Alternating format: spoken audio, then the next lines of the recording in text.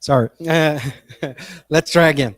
My name is Lucas Petroni. I am a researcher at SEBRAP, one of the coordinators of the JUS, one of the research groups behind the seminar cycle that we are initiating today. The initiative is the result of a collective effort, which also includes the Observatório da Branquitude and two other SEBRAP research centers, SEBRAP Afro, Research and Training Center on Race, Gender, Racial Justice, and SEBRAP ENIDAC, Center for Democracy and Collective Action. I would like to begin by expressing my sincere gratitude to all of them. I'll be very brief, as my role here is mostly procedural. The purpose of this lecture series is to rethink the institutional mechanisms and political possibilities for the redistribution of income, wealth, and social opportunities in Brazil, with particular attention to intergenerational transmission of inequalities. It's about reflecting on how social structures reproduce privileges and disadvantages, and which public policies can effectively interrupt this cycle. The political theorist Sheldon Volin, when reflecting on the revolutionary potential of democracies, highlighted something seemingly obvious, yet persistently overlooked in the day-to-day realities of political conflict. In a democracy, equals in power are free to create new institutionalities. As Volin wrote, in a democracy, the right to revolution is not solely a right to overturn and destroy institutions, but to fashion new ones. Ultimately, the right to revolution is the right to create new forms. Inspired by this spirit, we hope throughout this series to explore, debate, and even test new institutionalities for social justice in Brazil. Discussing everything from direct income transfer policies and fiscal redistribution programs to endowment funds, social inheritance, historical reparations, and innovative redistribution mechanisms. Today's opening panel is particularly special for us for two main reasons. First, because the theme of unconditional basic income and its potential as instruments of reparative justice directly animates the spirit of this project. Second, because the presence of Felipe Vampares, Sara Davala, and Claudette Alves gives life to the kind of dialogue we want to promote here. An exchange between conception of justice rooted in deeply unequal social realities in challenging state contexts, both characteristics of the global south, but which today also resonate with the dilemmas faced by wealthy liberal democracies in general. In many respects, the democratic project on global scale hinges on the political fate of global south democracies like Brazil and India. It is therefore a great honor for SEBRAP to welcome you guys here today. Without further delay, I would like to invite the moderator of this panel, researcher Henrique Rodrigues Moreira, distinguished specialist in policies for the promotion of racial equality in Brazil, who has been dedicated to think of concrete ways to expand the frontier of the possible in Brazil democracy. Thank you very much, and I wish you all an excellent debate. Thank you.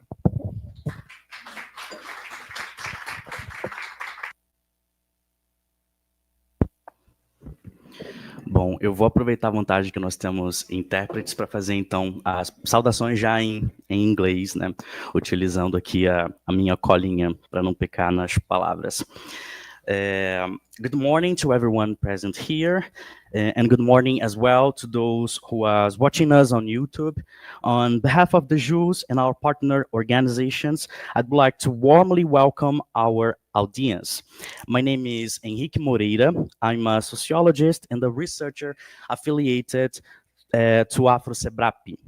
A few years ago, during some of our conversations, Uri Pais, our institutional coordinator, told me about the interest in bringing our research centers together and incorporate into our agendas discussions on taxation and inequalities, redistribution and budgeting from the perspective of race and related issues.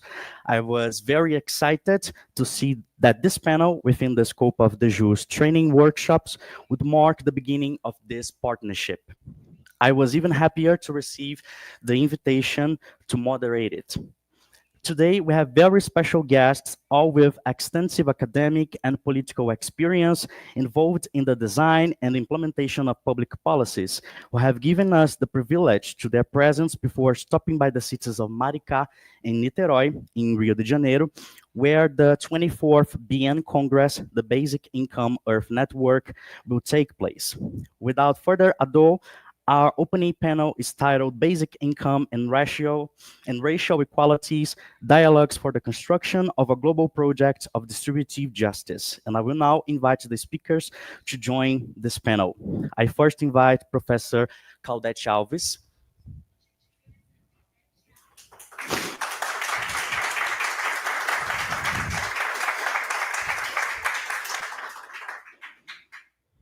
Já beijei, mas beijo de novo.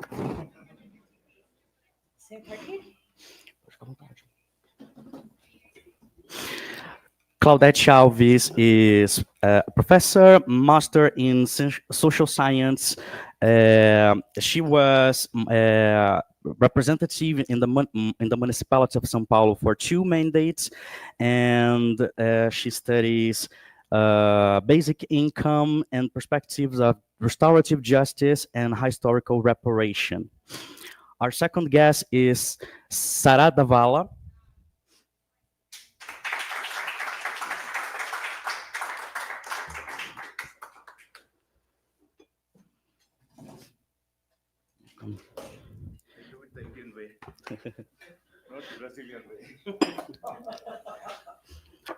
Professor Davala is an Indian sociologist, president of the BN, Basic Income Earth Network, and it's known by his work on universal basic income and social development, being one of the coordinators of the experience of basic income in India.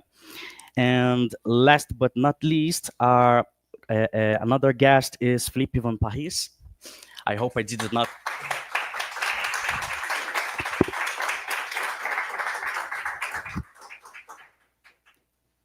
I hope I pronunciated well your surname.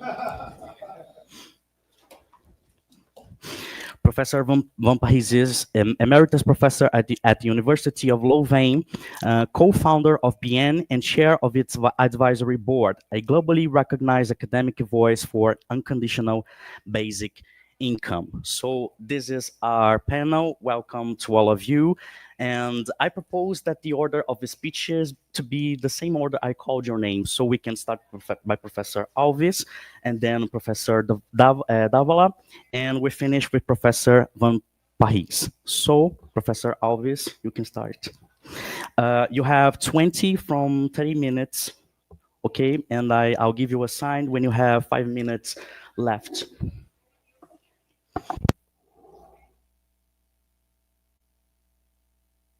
Ok. Bom dia a todos e a todas. Eu quero iniciar já com uma provocação. Tem um homem no Brasil que está com tornozeleira, em setembro vai ser julgado, e ele é o responsável por eu ter me esquecido, senador, do pouco de inglês que eu sabia. Então, hoje eu só consigo identificar palavras sem frases.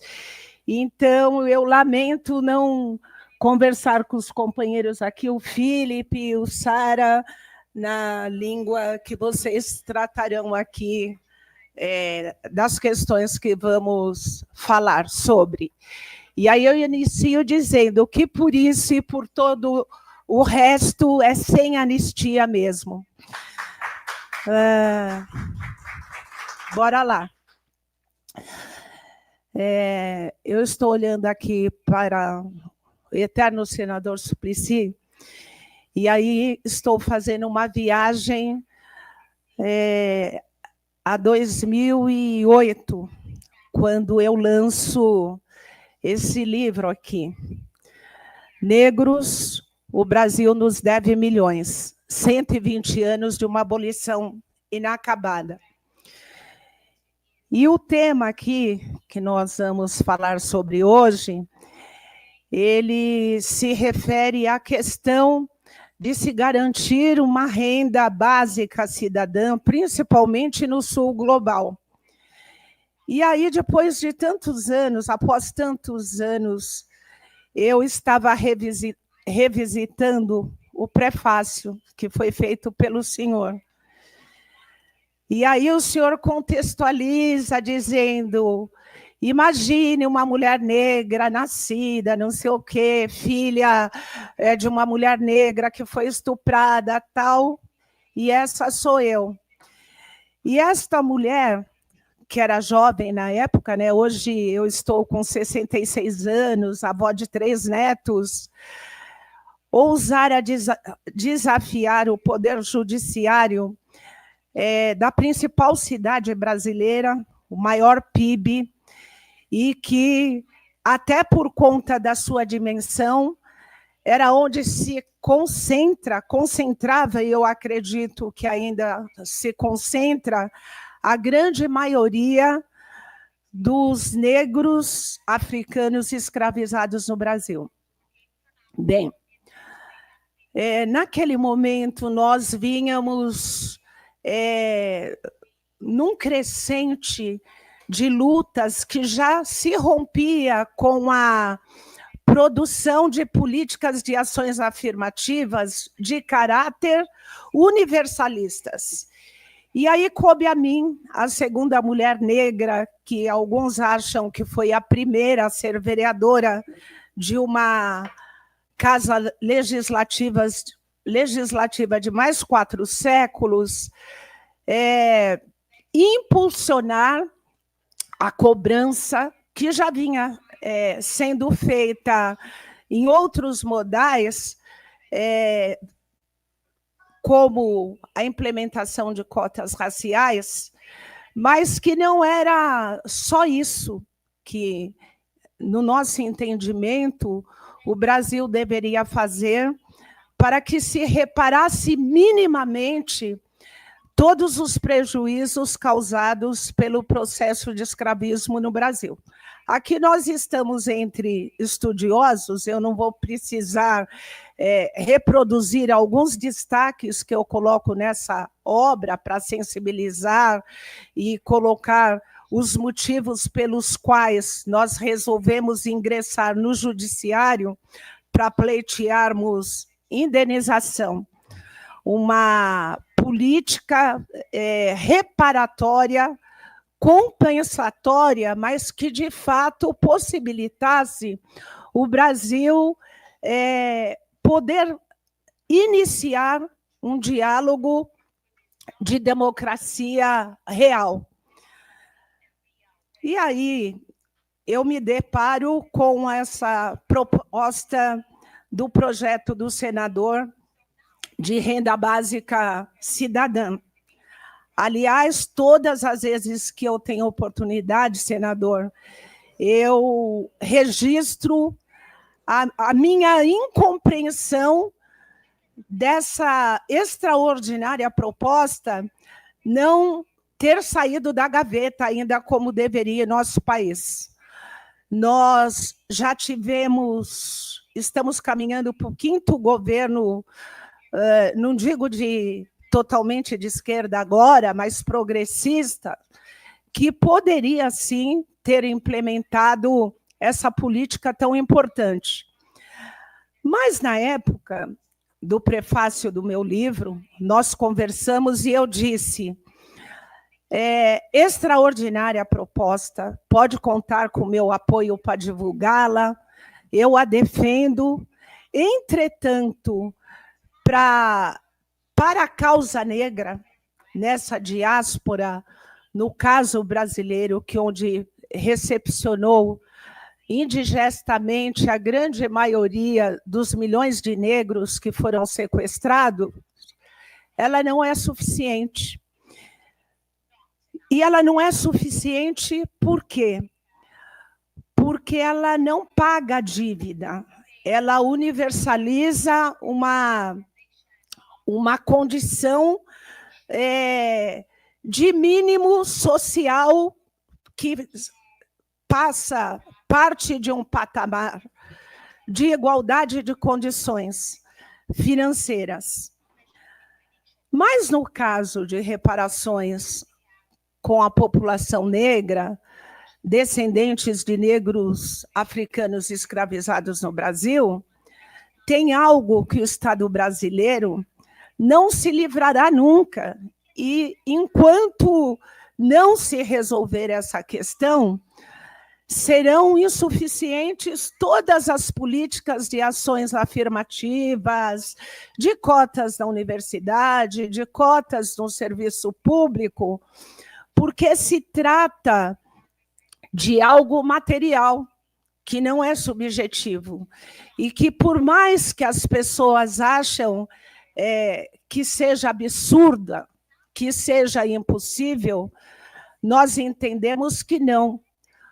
Nós somos negros, descendentes de um povo da qual o Estado brasileiro tem o compromisso, sim, de pagar tudo o que nos deve. Porque eu costumo dizer que cada centavo existente na conta de pessoas não negras, no mínimo 50% seria por direito de uma pessoa negra nesse país, devido a toda a violência, a todo o absurdo do processo de escravismo no Brasil, e principalmente para as mulheres negras. Então, quando a gente pensa em distribuição de renda, em renda cidadã, a gente não pode deixar de olhar um grupo grande que é responsável, inclusive, pela produção dessa renda e sem se valer dela. Dívidas existem e elas podem ser pagas. E o Estado brasileiro tem uma tradição de fazer isso com outros grupos. O Norte Global, por exemplo, até hoje, você tem políticas de reparações, de indenizações. Tem um grupo que eu sempre cito, que são os vitimados pelo Holocausto, né? O povo judeu. E quando se fala de se reparar financeiramente os negros e negras no Brasil, aí é uma dívida impagável. Aí o Brasil é formado, tem uma população majoritariamente negra. E isso é muito interessante, eu quero destacar que, assim, quando é para implementar cotas, reparar, fazer justiça social, o componente de que somos a maioria da população vem em primeiro lugar. Então, eu penso que é muito salutar a academia estar aprofundando essa questão de como a gente pode sair dessa encalacrada, principalmente no sul global, pensando em novas formas, tanto do ponto de vista de propostas como a do senador Suplicy, de uma renda básica cidadã, que eu repito, é importante, mas não nos contempla. A gente quer que todos os negros desse país tenham a consciência que o que tem na sua conta bancária, 50% é devido a nós. A gente tem que caminhar para isso, não tem como. Porque, senão, todas as outras possibilidades vão continuar fazendo, como, por exemplo, uma mulher negra se torne um antepassado, mesmo viva, aos 45 anos. Vocês estão entendendo? A gente precisa, no caso brasileiro, e eu acho que também em outros países que tiveram um processo violento quanto o Brasil, de colonização, de escravização de seres humanos, ter essa compreensão. O ex-governador de São Paulo, em que pese sempre ter tido uma opção partidária diferente do meu campo ideológico, falecido recentemente, e eu o cito no começo aqui dessa publicação, ele dizia: nós temos, num artigo que foi muito controverso, publicado na época na Folha de São Paulo, ele dizia: nós temos uma burguesia má, e essa burguesia má terá que abrir as suas carteiras, senão ela não terá paz. E aí eu sempre me refiro a esse pensamento para dizer: cotas raciais é o mínimo. E aí eu quero trazer a Preta Ferreira. Cota não é esmola. Cota é o início de uma reparação. É só o começo. Então, cotas nos serviços públicos, cotas nas universidades, cotas para as candidaturas, para possibilitar a inserção do negro na política, para ocupar postos de poder, e isso é uma política de ação afirmativa importante, porque, por exemplo, se nós tivermos o acesso ao poder, que ainda somos quase ninguém, somos praticamente inexistente no poder, nós teremos condições de fazer justiça para essas pessoas que o Estado brasileiro tem uma dívida enorme e que as políticas universalistas não são suficientes para reparar, não são. E aí, eu queria também aproveitar para registrar nesta conversa, não fazer uma denúncia, mas trazer algo que eu acho que a academia também, principalmente os que atuam nesse processo de defesa, de ampliar a cidadania de seres humanos, de ficar atentos em algumas políticas de ação afirmativas que são para dourar pílulas, como, por exemplo, a cota do fundo partidário, senador, para negros e para mulheres, que não tem nenhum inglês aqui, apesar do idioma, para inglês ver, porque não funciona. Na verdade, os negros não têm acesso ao fundo partidário para poder fazer essas campanhas. Imagine se várias Claudetes estivessem lá. Hoje o senador estaria aqui para dizer: o Brasil tem a renda básica cidadã. A Claudete, outra pessoa, estaria dizendo: o Poder Judiciário acatou a representação feita por uma mulher negra há 22 anos atrás e entendeu que mesmo com o apagamento, com o queimar de todos os documentos pelo Rui Barbosa, pelas indenizações pagas para os ex-proprietários de escravos quando da aprovação da dita Lei Áurea, que eu denomino uma falsa abolição, poderia ser diferente, poderia ter condições de cobrar e de implementar.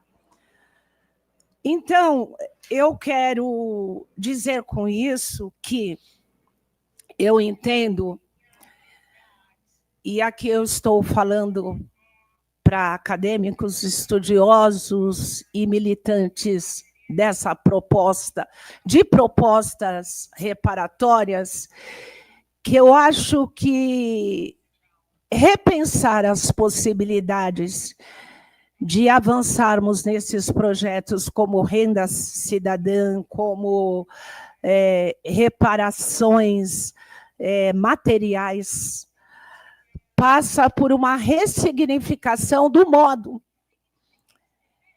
E para ressignificar, carece, como dizia a minha mãe, de uma análise do processo até então. Por que não se viabiliza? Por que tantas dificuldades do óbvio, né? Porque convencimento da necessidade se tem, mas o porquê da não implantação, o porquê de todas essas dificuldades apresentadas. E aí, senador, eu sempre me refiro ao senhor, porque o senhor é a grande referência que eu acho que, se tivesse continuado no Senado Federal, talvez a nossa situação hoje, que ainda continua apavorante, seria outra, porque assim, não é só a fome material, você tem uma fome emocional de justiça social, de reparações materiais, mas também simbólicas, como, por exemplo,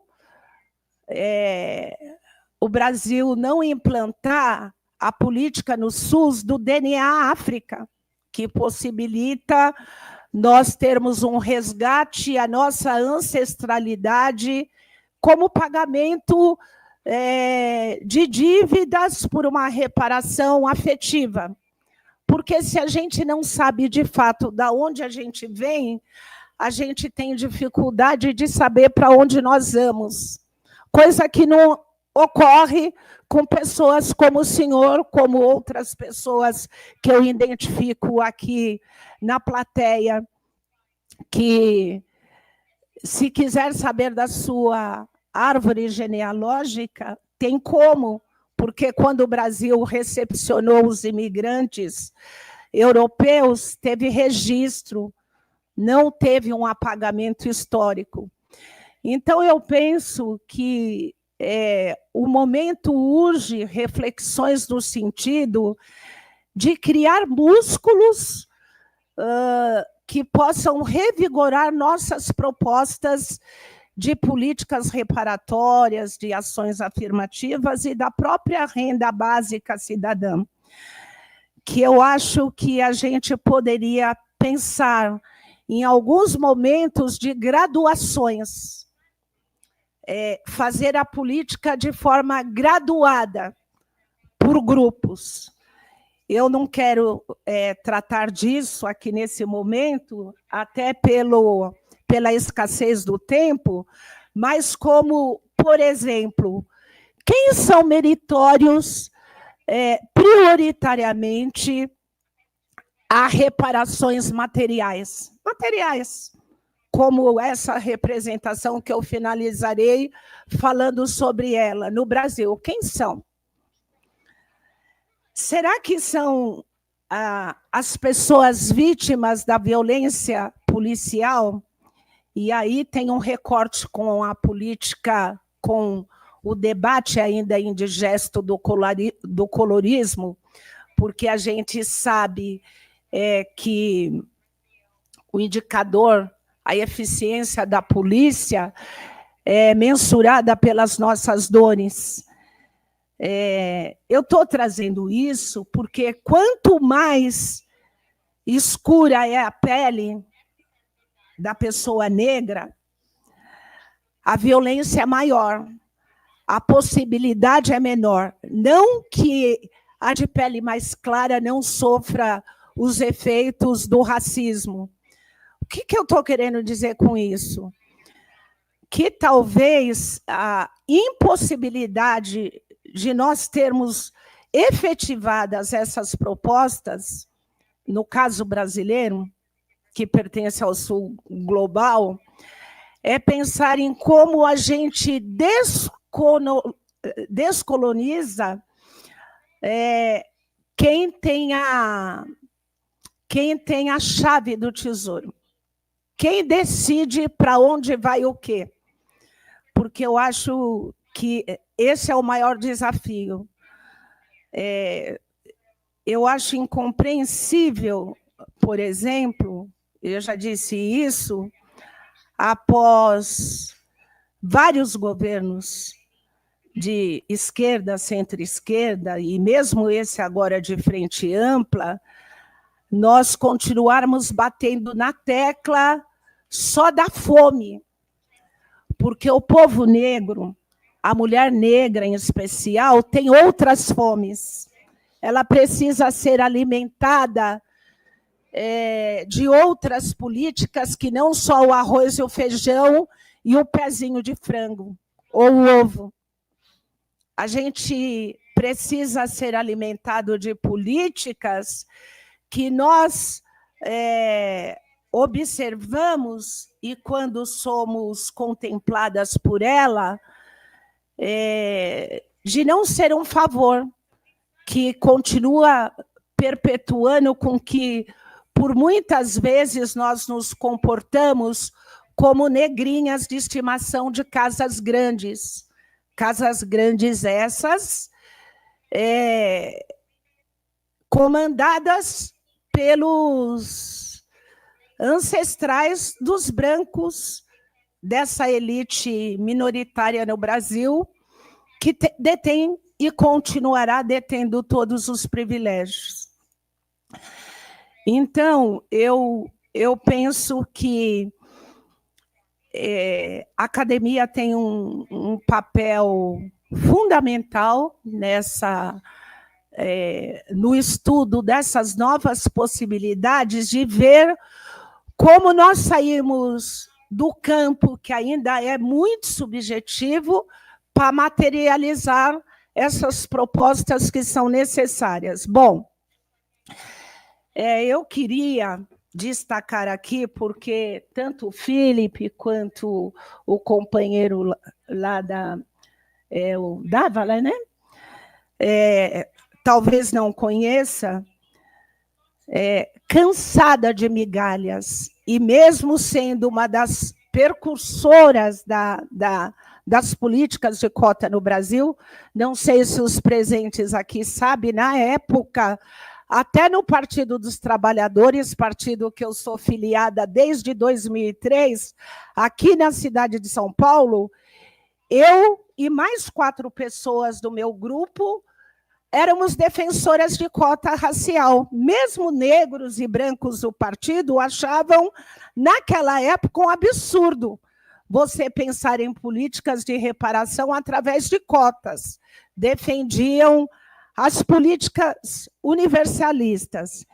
Imagine vocês, uma mulher negra, como o senhor me retratou lindamente no seu prefácio, senador, ousar ingressar no Ministério Público Federal com uma ação pleiteando indenização aos DNAEBs, e aqui eu aproveito para dizer que, na época, essa mulher negra teve até a preocupação de conceituar, definir os meritórios da cota, porque toda vez que nós participávamos dos debates da implementação de cotas na universidade, no serviço público, cotas para mulheres, enfim, vinha. Mas no Brasil não sabe identificar quem é negro e quem não é negro. Mesmo a gente sabendo que a polícia sabe, os gerentes sabem, os políticos sabem, o bem-estar social sabe. E aí nós ingressamos no Ministério Público Federal pleiteando indenizações com cálculo muito simples, de que até 10 gerações futuras, os descendentes de negros africanos escravizados no Brasil teriam o direito de receber um salário mínimo. Um salário mínimo, por quê? Digamos que durante o período que processou-se legalmente a escravidão no Brasil, processo de escravização, essas pessoas recebessem o mínimo, essa renda mínima, hoje nós não estaríamos aqui fazendo esse debate, principalmente relacionado à renda básica cidadã. Porque se nós somos maioria, todos estariam numa situação diferenciada. Muito bem.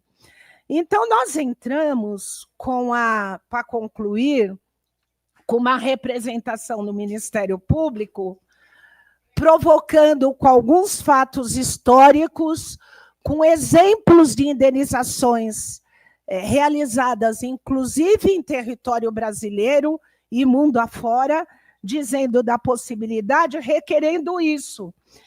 E aí, eu acho importante aqui registrar o que nós pleiteávamos efetivamente.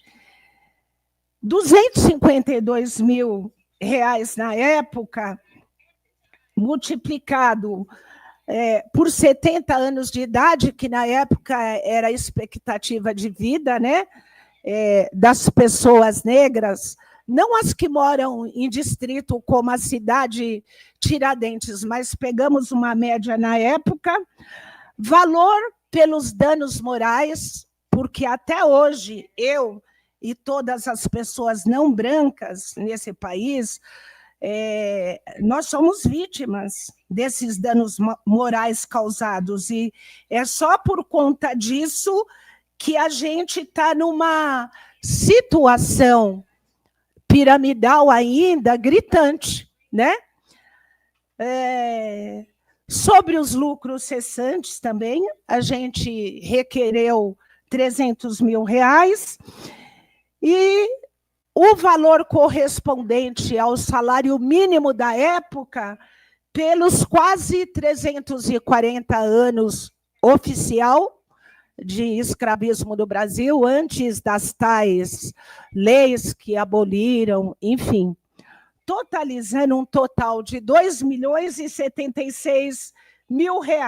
E aí é interessante, o Ministério Público Federal, Dr. Sérgio Suyama, acatou, dizendo da plausibilidade do pleito, e resolveu fazer, eu estou concluindo, uma audiência nacional, convocando intelectuais militantes do movimento negro.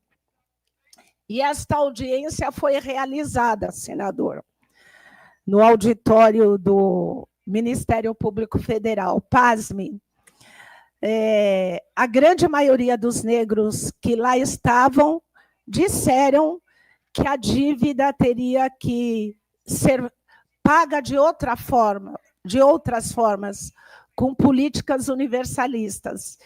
E aí eu fiquei pasma, né? Olhando assim, é tão brutal, a dívida é tão imensa, que até pessoas que leram mais, que pesquisaram, que sabem interpretar a dor preta nesse país, é contra exigir do Estado brasileiro que assuma essa dívida, porque primeiro essa dívida tem que ser assumida pelo Estado brasileiro, em todas as instâncias.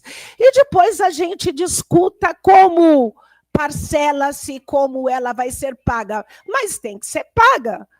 O povo negro desse país, e do sul global como um todo, essas maiorias que foram exploradas pelos colonizadores, não poderão se calar nunca, não poderão desistir nunca de cobrar a dívida, né? Você deve, herda-se heranças. Geralmente, colegas brancos falam, ai, Claudete, você fala como se eu tivesse culpa pelo que os meus antepassados fizeram. E eu respondo, culpa vocês não têm, mas vocês têm responsabilidade. E sabe por que vocês têm responsabilidade? Porque na estrutura legal do Estado brasileiro, você não herda heranças. Se você herda heranças, você herda a dívida. Então, você é responsável também pela dívida. E aí você tem que ser aliado na cobrança e no pagamento dessa dívida. Enfim, para fazer com que o Brasil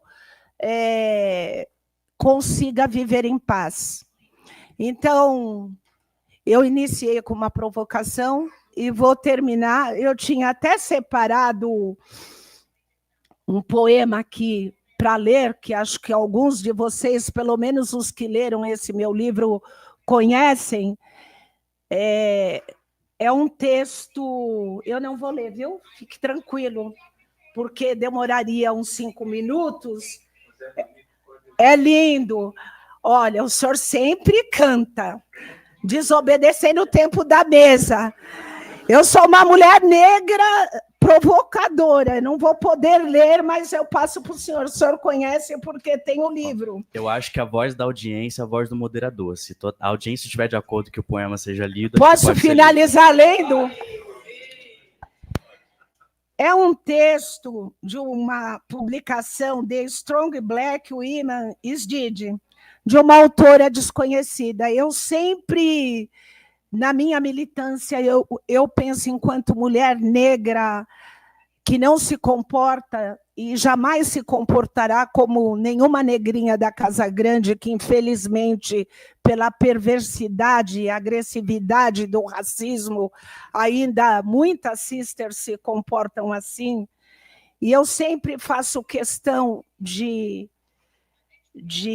trazer essa fala, porque eu penso que todas as mulheres negras na diáspora se vê nesse texto. Então, já que vocês pediram, eu, sem emoção nenhuma, eu vou tentar reproduzir, e aí eu finalizo a minha fala, mas dizer, senador, eu estou junto.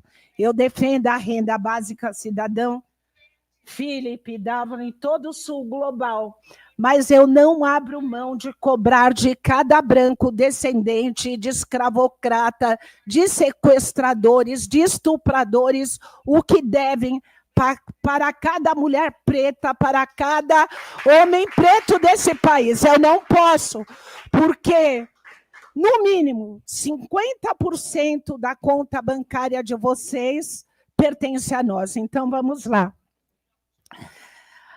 A mulher negra guerreira está morta. Há poucas horas, enquanto lutava com a realidade de ser humana e não um mito, a mulher negra guerreira faleceu. Fontes médicas afirmam que ela morreu de causas naturais. Mas os que a conheceram, sabe que ela morreu por ficar em silêncio quando deveria ter gritado. Por sorrir quando deveria ter liberado a sua fúria. E por esconder sua doença para não incomodar a ninguém com a sua dor. Ela morreu de overdose, de gente em suas costas, quando não tinha energia nem para si mesma.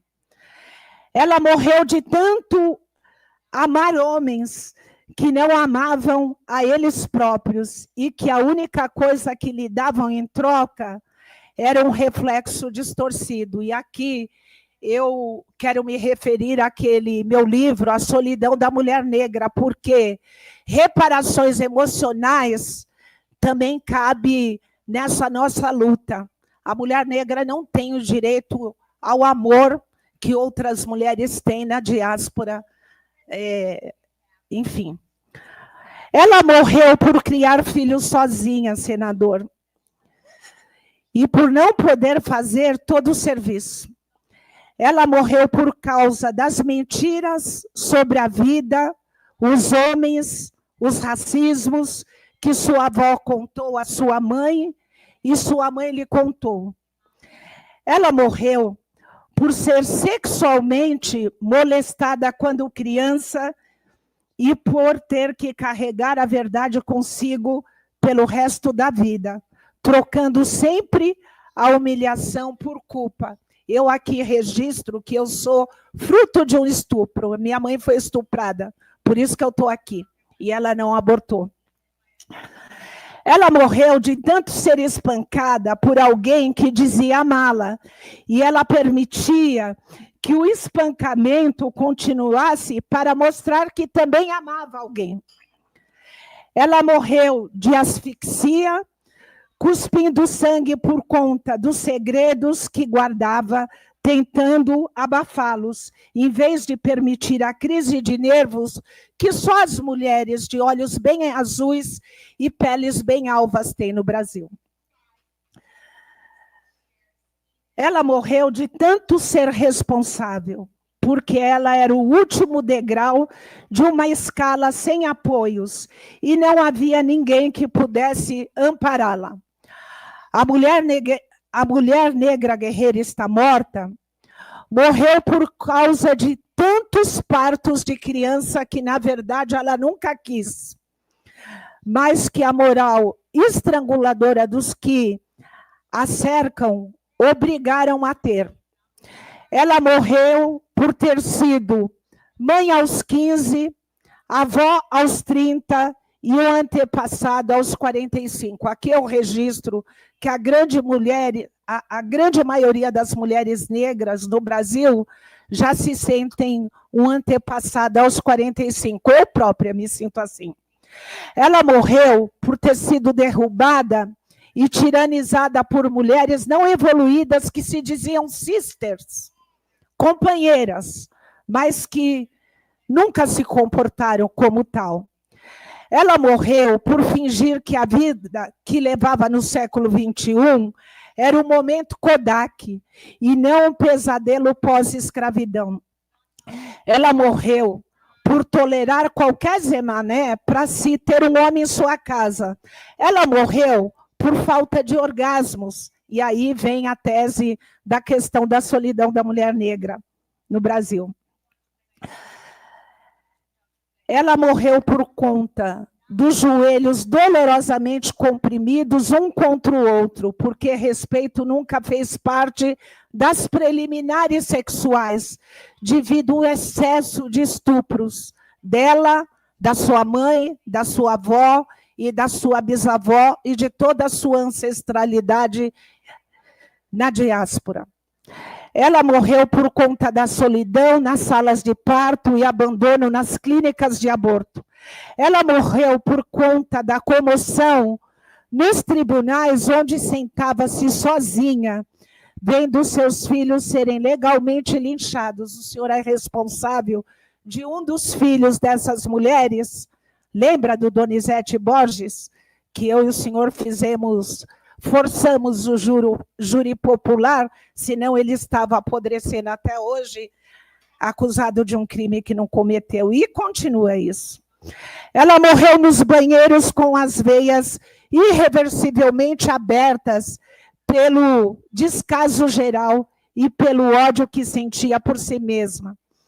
Mesmo não compreendendo, Galeano, na sua publicação As Veias Abertas da América Latina. Ela teve morte cerebral combatendo a vida, o racismo, os homens, enquanto seu corpo era arrastado para o matador humano para ser espiritualmente mutilado. Estou terminando. E algumas vezes, quando se recusou a morrer, como eu tenho feito e como muitas outras companheiras têm feito, quando apenas se recusou a entregar os pontos, ela foi assassinada pelas imagens fatais do poder branco, loiro e de olhos azuis. E as bundas chapadas também, quando foi rejeitada pelos Pelés, Javans, Ronaldinhos da vida e por homens brancos também. Às vezes, ela era arrastada para a morte pelo racismo e pelo sexismo, executada pela ignorância retec, enquanto carregava a família na barriga, a comunidade na cabeça e a raça nas costas. A escandalosa mulher negra está viva e vai continuar cobrando o que vocês nos devem. Por isso que negros e negras, o Brasil nos deve milhões. Temos que ser aliados em todas as políticas do Sul global, do descolonialismo, da implementação da política de renda básica cidadã. Mas a gente não pode deixar de cobrar desses que serão beneficiados por essa política a dívida monstruosa. Sabe por quê? Essa mulher negra sobrevive e ela sabe que mesmo que os livros não retratem isso, que mesmo que a mídia não retrate isso, o maior holocausto cometido contra grupos humanos foi o sequestro dos nossos ancestrais na travessia do Atlântico. Portanto, essa dívida ainda será paga. Muito obrigada.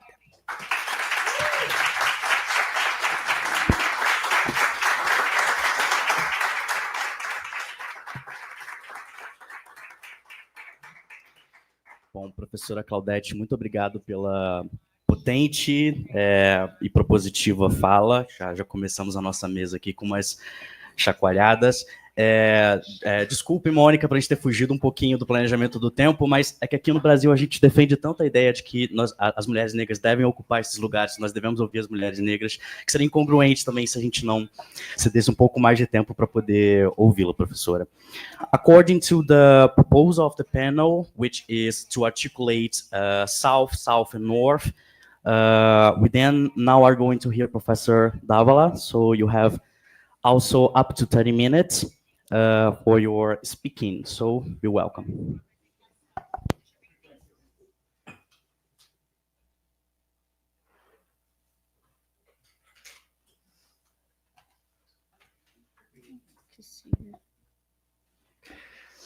Thank you. Thank you so much. I think after that powerful expression from Professor Alves, I think we all need time to digest.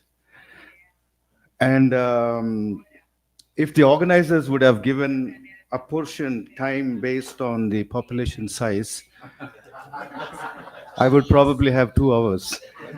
I come from a country... And I would have 5 minutes. And imagine how much Philippe will get coming from Belgium. Yeah. Just 2 or 3 important areas I will touch upon and try to point to some tensions that those create. I would like to focus on vulnerabilities in the society. I mean, there are different kinds of vulnerabilities. If you use the imagery of master and slave, slave is always vulnerable. Master is the predator and the slave is the prey. So in our society today, given its historical background, particularly those societies which were colonized, but I would also like to point out to the internal colonizing that happens in our society. First, I would like to talk about the caste that plays out, which is equivalent to the racial injustice one is talking about. In India, it's a Hindu society with a large Muslim population as well, and a small Christian population. But despite that, caste is such a powerful organizing principle of our society. In other words, the doctrine of it comes from the age-old Shastras or the age-old sacred texts, which say that in societies divided into 5 or 6 parts. People are divided into 6 parts based on the principle of purity and pollution. I'm sure there are equivalent organizing principles in other societies. So this is based on purity and pollution. The purest is the Brahmin, who was born from the head of Brahma. And then the Kshatriya, who is a warrior, is born from the shoulders, and then blah, blah, blah. And the 5th one is the Dalit, the Shudra. The Shudras are the working classes. And then below the Shudras are the Dalits, what we call Dalits, but they originally were the untouchables because they are the most polluted. They're not supposed to classical text. They are not supposed to walk in the streets that others walk. So it's a practically dirtying the space.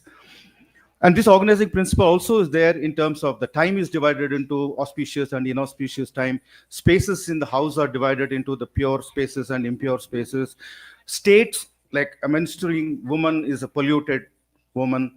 Otherwise, she's okay. But as compared to man, woman is more polluted, blah, blah, blah. So it's all pervading in the bloodstream of our society.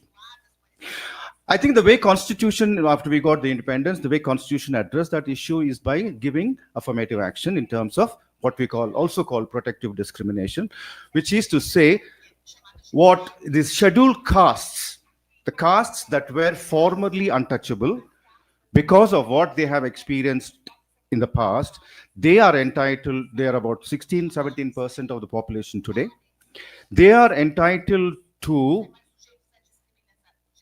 preferential quota in education, preferential quota in government jobs, preferential quota in government welfare schemes in terms of giving them loans and blah, blah, blah. So, and that is no cap on that. That this is for 1 generation, 2 generations, 3 generations. It is completely open. That is one set of issues. And last 75 years, we have had this experience of protecting or taking this affirmative action. Occasionally, it was threatened by there was a pushback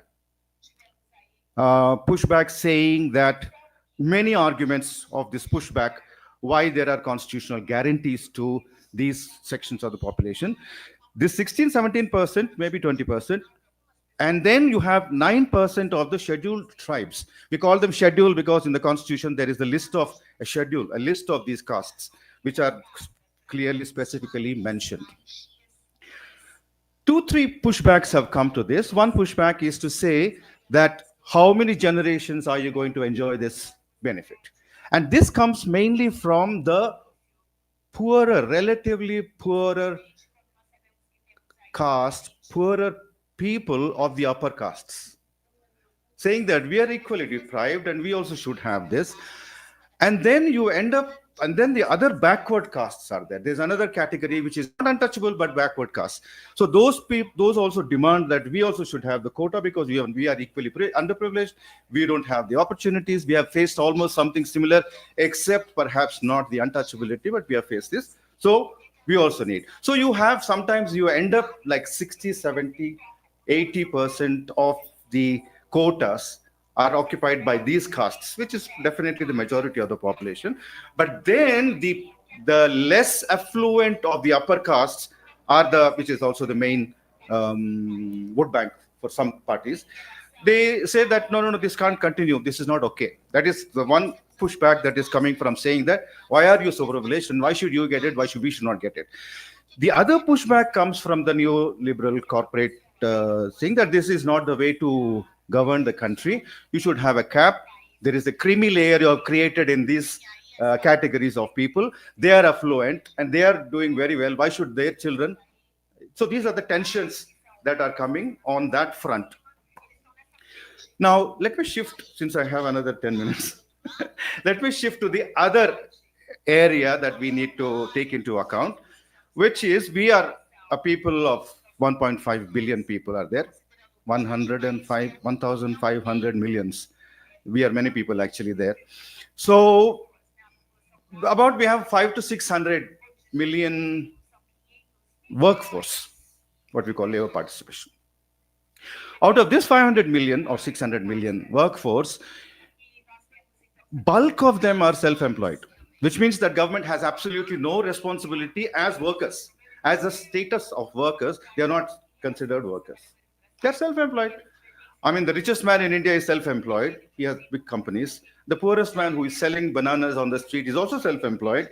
Now, what is the difference? You and I also have to self-employed. You're on your own. You're earning your income and you're living your life. What is the responsibility that I have as the state towards you? Okay?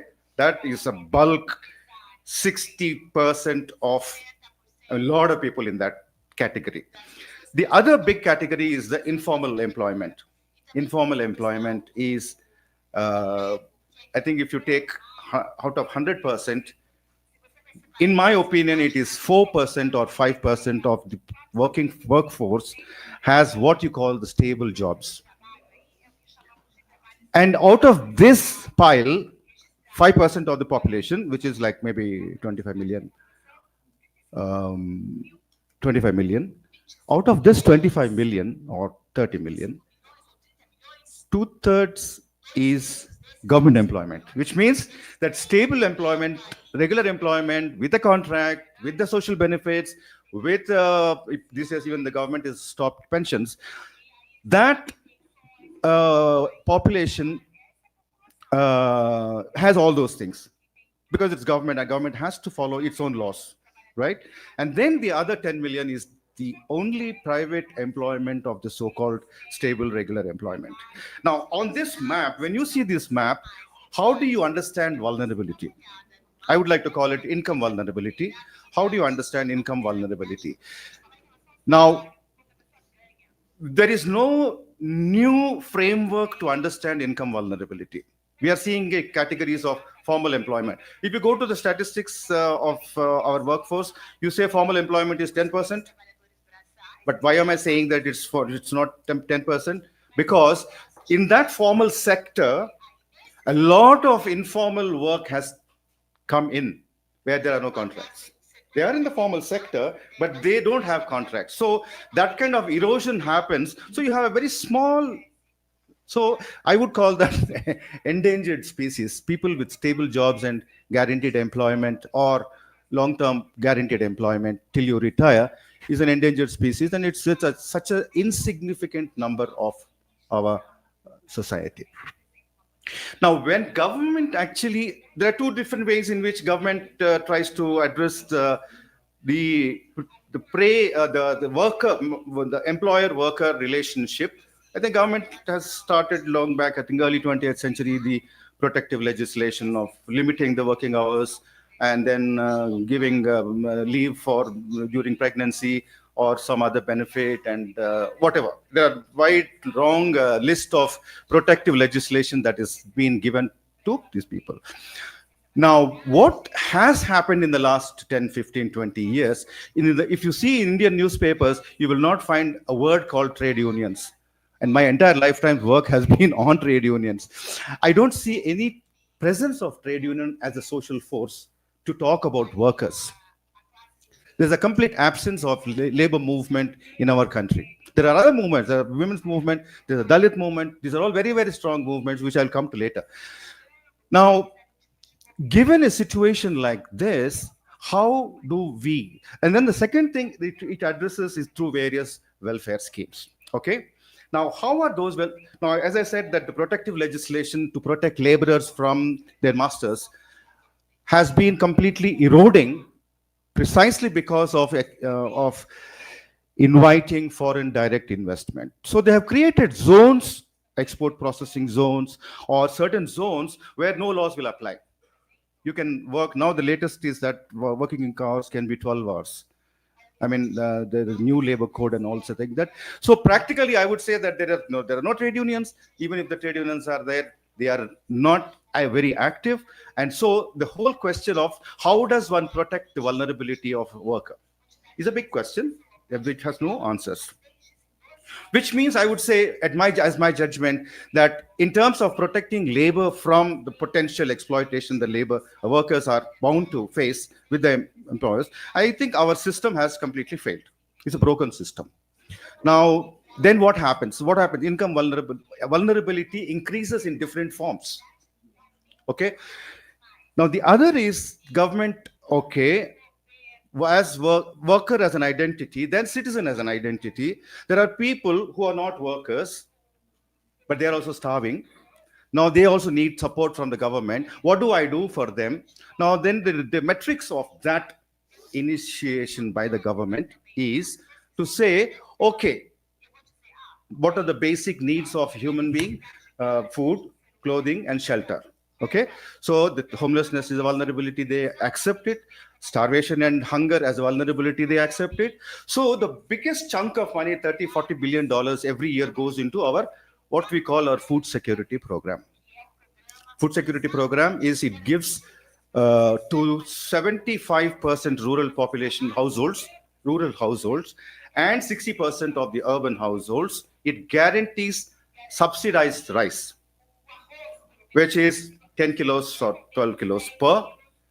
There are serious problems with that program, but the largest chunk of money for welfare spending goes into that. The second the spending goes into workfare, that is employment guarantee. Rural employment guarantee, a worker can ask for. A lot of money goes into this. What we are arguing is that the delivery is so poor. I think all of us in the basic movement understand the whole problem of transmission losses and delivery, and shaming and blaming, of course, is already there. So as a result of these programs failing, we are saying that before you say we can't afford a basic income, why don't we open the accounts and try to examine and interrogate how we are spending the existing money that we have? So those are the kinds of fights we are happening. So let me come to the bottom line of this analysis is to say that there is a mass impoverishment that is happening. No statistics will show that. And statistics hide more than they reveal, because the framework census or uses, or the framework that it uses, is an age-old post-war frameworks. They have not evolved those frameworks. They have not revised those things according to the current kind of labor markets that we have today. So if you ask me, if you ask them what are the basic needs of human beings, they said food, clothing, and shelter. We are ensuring that we are doing this. We are subsidizing housing. We are giving food to children in midday meals is there. That's also a big program. We are giving free rice. Okay. But if I say that those are not the basic needs of a human being, if I say basic needs of a human being, after following my colleague friend here, if I say it is respect, dignity, and care. If I say these are the basic needs, how would you design your programs to address vulnerabilities? Dignity is so that's what women's movement is arguing. That is what Dalit movement is arguing. That all that is fine. You have given constitutional guarantees. How they are implemented, not implemented is one set of issues. But you also blame and shame us in public. In the university campuses, in the government offices, you find, because you deep down, we think this happened only in the past. But we believe now that this caste system, not just in the past, it is there even now, right now in a disguised form.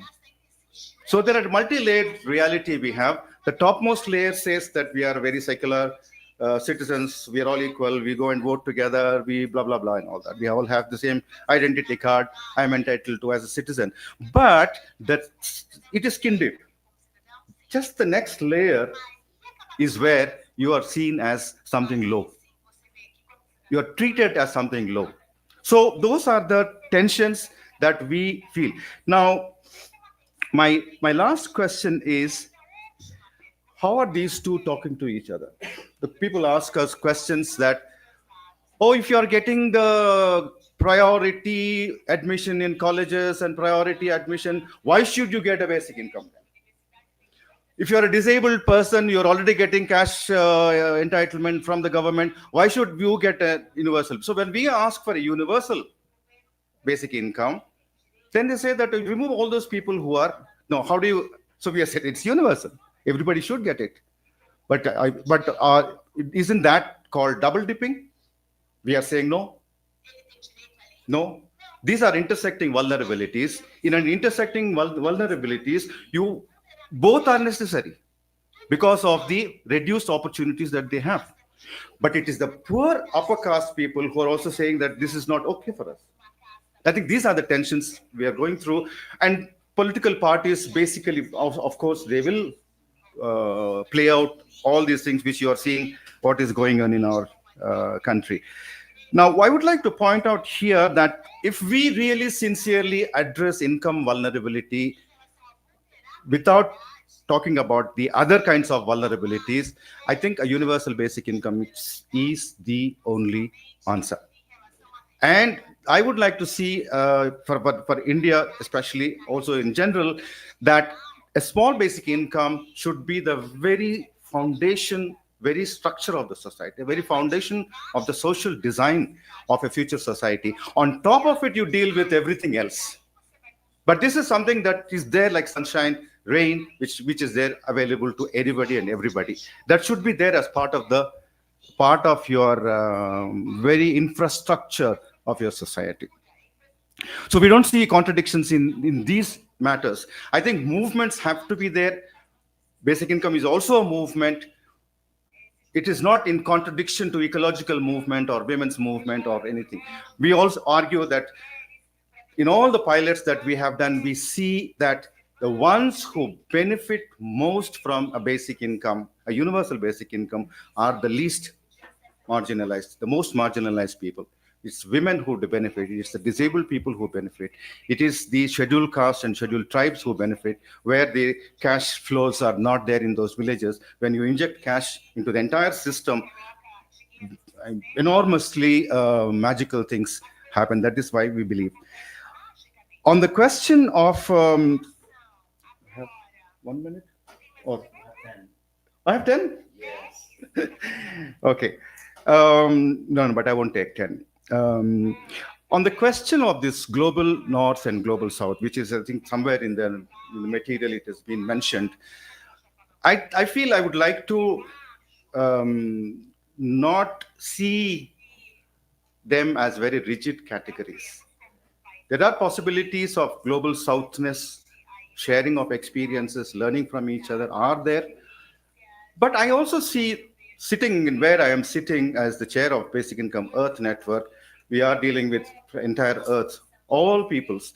But I see every country is a microcosm of the predator and the prey. Go to Norway, go to Sweden, go to Netherlands, where Hilda comes from, go to Belgium, where Philippe comes from. Are there not masters and slaves there? Is there not blaming and shaming that is happening there? Is there not a poverty trap there? The only difference I see is it is there. It is also hierarchical societies, those are also, but their GDP doesn't speak much about the social stratification. So how do we deal with that? There is a southness in the northness as well. How do we deal with that? So this, I would definitely use the global south post-colonial framing first understanding certain things of the past and the present, but I would not stretch that to such an extent of having a very clear division between, two different categories. The question is, how do we identify the vulnerable, income vulnerable, particularly in the countries in the global north as well? That is the reason why I think basic income applies as much to Japan, as to Norway, as much to Malawi and India and China. So I just would like to close with that. Thank you.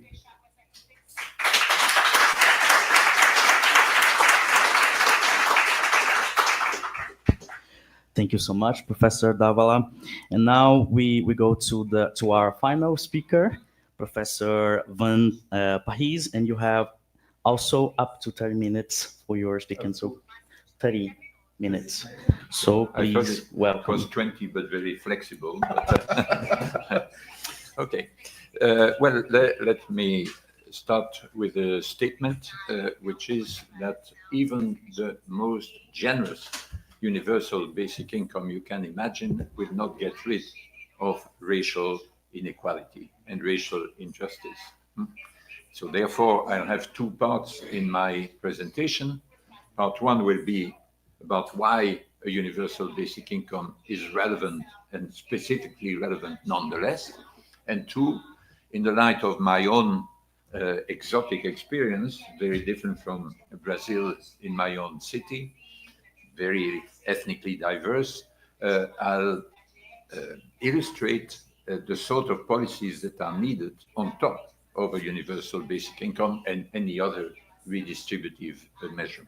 Okay, so first, then, of course, any redistributive system, any welfare system, if it is gender blind, makes no difference between men and women, will redistribute from men to women, simply because it needs to be paid for, and the people who earn more, who own more, who pollute more, are on average more men than women. Well, similarly, any race-blind welfare system, redistributive system, will redistribute from the more privileged racial group to the less privileged racial group for the same reason, because on average, the racial group that's most privileged earns more, owns more, pollutes more, consumes more, and therefore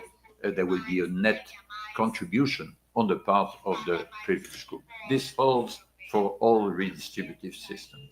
But basic income has an advantage, both over more targeted systems, both those that rely on social insurance and those like Bolsa Familia that are of the social assistance type, focusing on the poor.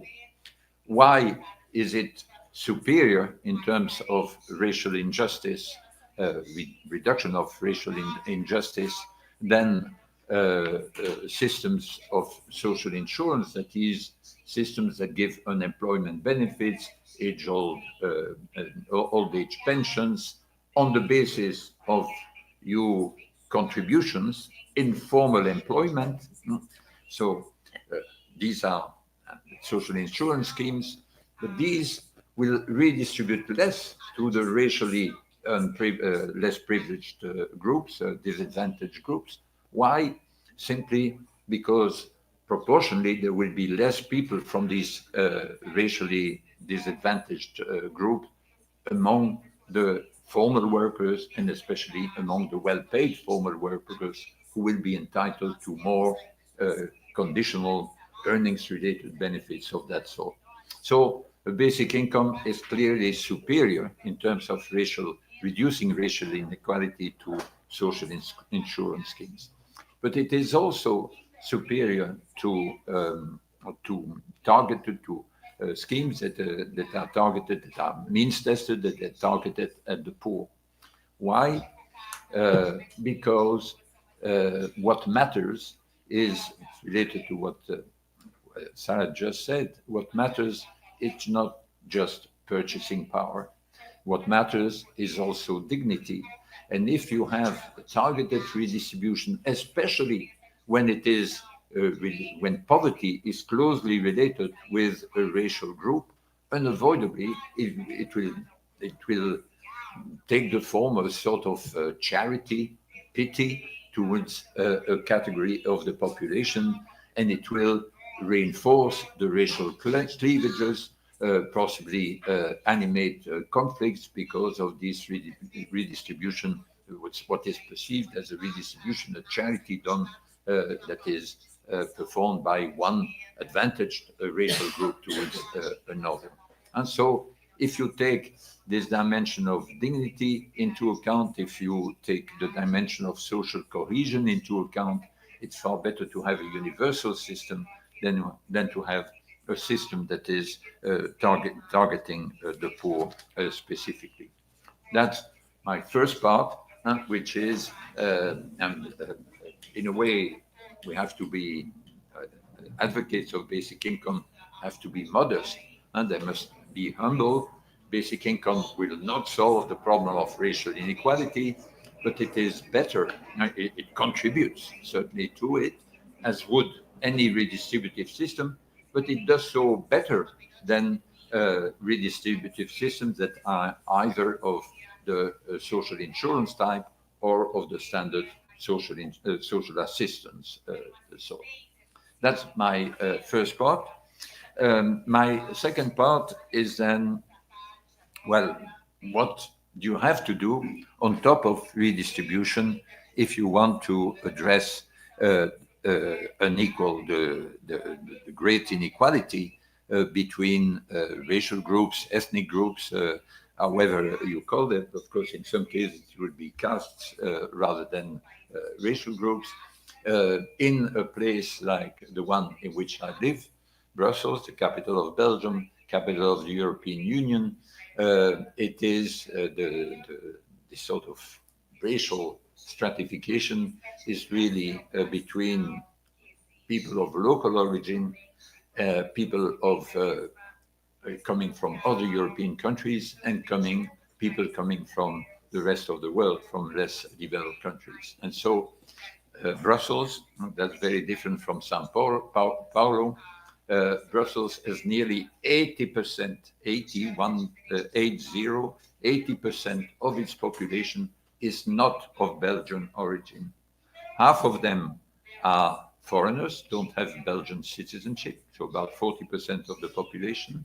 So they're mostly European, and they don't care about Belgian citizenship because that, as a citizen of the EU, you have all the rights, or practically all the rights, the same rights as Belgian citizens. And then you have 40% of the total population that is Belgian, but of recent foreign origin, so at least one parent born non-Belgian, and most of these are of non-European origin. The relative majority are of Moroccan origin, from Morocco. Are many Turks, a number of Africans, etc. But the typical Brusseler today, typical citizens of Brussels, is a Moroccan.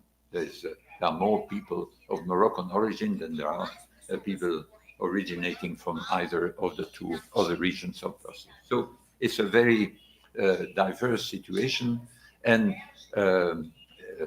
racial inequality, if that's how we want to call it, or ethnic inequality between ethnic groups, is a very important concern. What can be done about it? What is being done about it to some extent? And I mention that not because it may immediately suggest similar policies here in Brazil, because the situation is so different, but because sometimes it helps to get some sort of perspective on any local situation by seeing how the problems are different, similar in some respect, but also different in other places, and how the policies that are appropriate in one place are irrelevant in other places. And so, and with this qualification, I'll just mention the two main axes that, in my view, are very important in a place like Brussels. One is anti-discrimination policy, and the other one consists in equalizing, in fact, boosting both the human capital and the social capital, clarify these terms, of the people in the Brussels case of immigrant origin, especially non-European origin. Anti-discrimination, well, we have legislation against discrimination in access to employment, in access to housing, in access to public services, so including, I mean, in order to enforce that law, it's not easy to enforce this law when a landlord, the owner of an apartment, refuses to rent out to a particular person. How can you establish that it is because that person was of Moroccan or of Congolese origin or whatever? It's difficult to do. And so whether in the case of employment or even housing, there are some fake tests that are organized where people give a fake name in order to check whether it makes a difference if people, the employer, for example, identifies you as being of foreign origin. So that's certainly in the family of anti-discrimination policies. This is certainly an important tool. We also have laws against racist speech. And for example, one political party in Belgium, the Flemish Nationalist Party, was banned. And so there was a court case against it, and it had to be dismantled because it violated a law against racism, against racist speech, racist political program. In the Belgian context, we have quotas for genders, but we don't have any quotas, unlike Brazil, but also unlike India, where it's the most massive case of quotas. We don't have quotas for in terms of racial origins or ethnic belonging, and there is really no pressure to introduce it. But what is more important, in my view, as even than the legislation against discrimination, is really the spreading of a sort of ethos, an attitude of that values diversity, ethnic diversity, within enterprises, within schools, within administrations, within political parties. And so there is an effort that is made. And so it looks good, in fact, for an employer to say, oh, we have a very diverse workforce.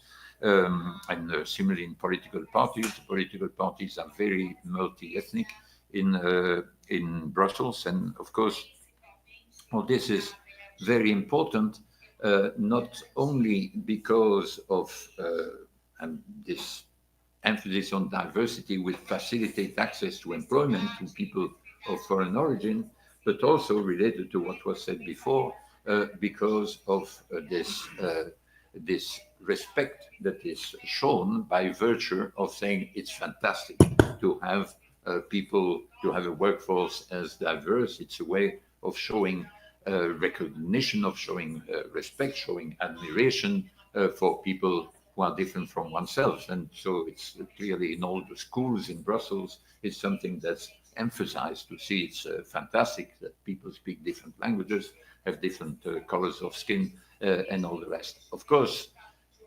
there is always a tendency that is deeply embedded in our genes as a human species to tendency to have a sort of preference for people who look like us, who speak like us, etc. And so that has to be constantly fought against. It doesn't come spontaneously. The most controversial issue in terms of anti-discrimination in Brussels is about the wearing of the Islamic veil. I'm personally, militantly in favor of allowing the wear of the hijab, of the Islamic veil in all contexts, for teachers, even for the police, if the women should be allowed. This is de facto, this is not the case in Brussels, and it is de facto a very significant ethnic discrimination and gender discrimination. So it really prevents a large proportion of the women living in Brussels. I mentioned the top ethnic group are the Moroccans, practically all Muslim. The Turks are very present in Brussels, and we've had many Syrian refugees, etc. So the Muslim population is very large in Brussels, certainly probably around 30% of the total population, and Muslim women consider it important to be able to wear the hijab also within their professional activities. And so the main I think the main defect of the current situation as regards these policies in Brussels is this discrimination on the basis of so-called principles of neutrality of appearance, especially in all the public jobs. So it's discriminating on that basis in the public sector. In the private sector is punishable. It's regarded as a form of ethnic discrimination. But in the public sector, including schools, it is regarded as legitimate. It went all the way to the European Court of Human Rights, but it's sort of tolerated but it's an important fight in which I'm personally involved. That's the first series of first family of policies. And then there is a second family of policies, which in my view is even more important than the first one. Why is it that people of foreign origin, especially non-European origin, have on average a lower income, lower level of education, lower level of employment than the rest of the population? Well, it's because they lack human capital and they lack social capital. Human capital is not just your talent, it's the talents of the people who come in, wherever they come from, is just as great as the talents of anyone of local origin. Also, they have lots of skills, the people who come in. But many of these skills are not usable, they're not transformable into locally usable human capital, and that don't really become human capital a factor of production, because you need, in addition, at least the language in which you can communicate. As you may have lots of skills, but sometimes there are difficulties in recognizing the academic credentials, but above all, whatever you've learned back home, whether it is to be an engineer, a teacher, or whatever, you come in a country where you don't know the language, this cannot count as human capital as long as you don't possess enough you master enough the local language. And so therefore, a very significant part of the effort that needs to be made consists first in providing public services and all the information linked to public services in more languages than the official languages. In Brussels, we have 2 official languages, French and Dutch, but many people come in that don't know or don't know enough either of these 2 languages. It's very important to provide public transport, public hospitals, etc., in languages. At the moment, it's prohibited by the legislation, and so that's another very important fight. But it's not only that public services have to be provided in various languages, it's also that people must be able to learn, and there must be also the incentives, but also simply facilities cheap enough for the adults who come in to learn the local languages. And in Brussels, you need French, Dutch, and English in addition, so 3 languages in addition to your native language. It's a lot. But even more important in the long term, also parents need to be guided about the right sort of language policy with their children. Above all, they must be told, speak your own language with your children, transmit your own language, whatever it is, a big language, Hindi or Urdu, or but also very small languages transmitted to your kids. It will help your kid to learn the local language. Otherwise, if you speak badly the local language with your kid, it will be make for your kid. It will make it difficult to learn the local language. Anyway, so it's a whole set of policies that need to make all this and to enable people to turn their talents into human capital usable in the local labor market, but of course also something that will enable you to communicate better with your neighbors, to be more active in local politics, etc. So this is very important. I said this is about human capital. An equally important dimension is social capital. What is social capital? What's commonly called social capital by sociologists. It's, in fact, the ability to communicate, to create trust, and to cooperate, to collaborate with other people. Here again, and that's very important. It's important in order to get a job. You need the connections in order to get a job. It's important in order to be involved in local politics, of formal or not formal. So that you can. That's social capital. And here again, language is so fundamental because it's a precondition for people to connect with each other.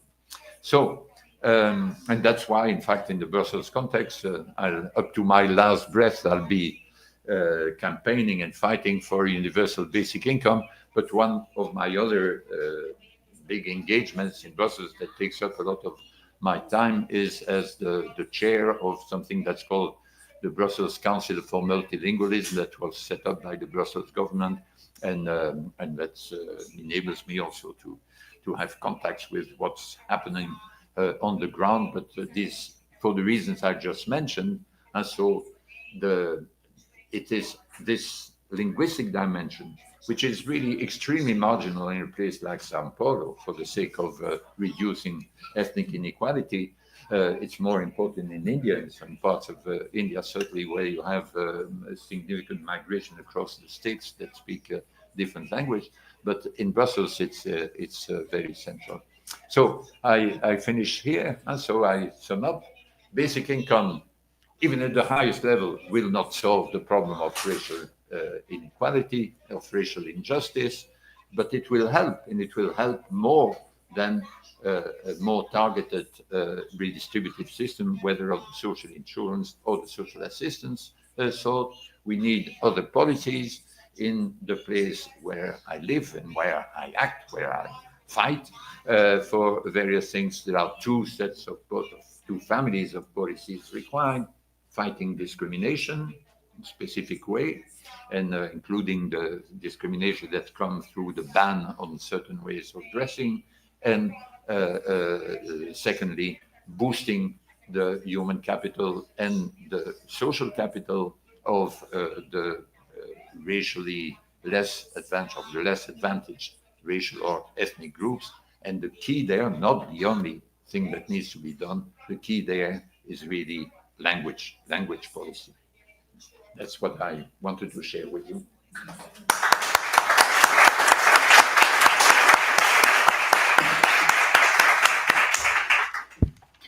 So thank you so much, all of your speakings. Well, to make a balance of such rich experiences would be a challenging task. So we have a qualified audience that will take this task, and then I'll let you to them. I'll not make it myself. And we have a special guest, our emeritus senator and deputy Eduardo Suplicy. So before we open to questions, we have a time for you to make an exposition too and make a balance of the debate. So please, welcome.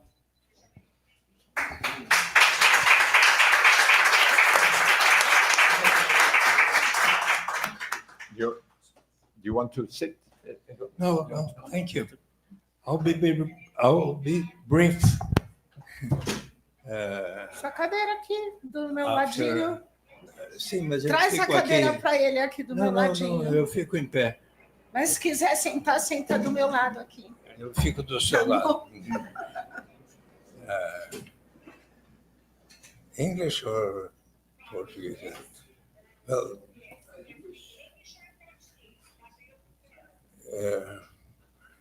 Well, I just want to remind one thing, that is when I think of the question of inequality of races, racism, I always think of one of the persons that along the history has made a tremendous contribution.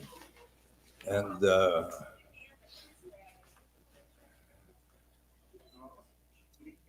in one of the most beautiful speeches that exist in our history of humankind is I Have a Dream. In I Have a Dream, Martin Luther King Jr. says, I have a dream that one day the sons of slaves and the sons of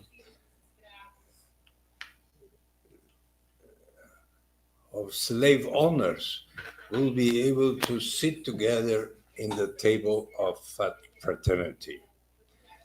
And it was also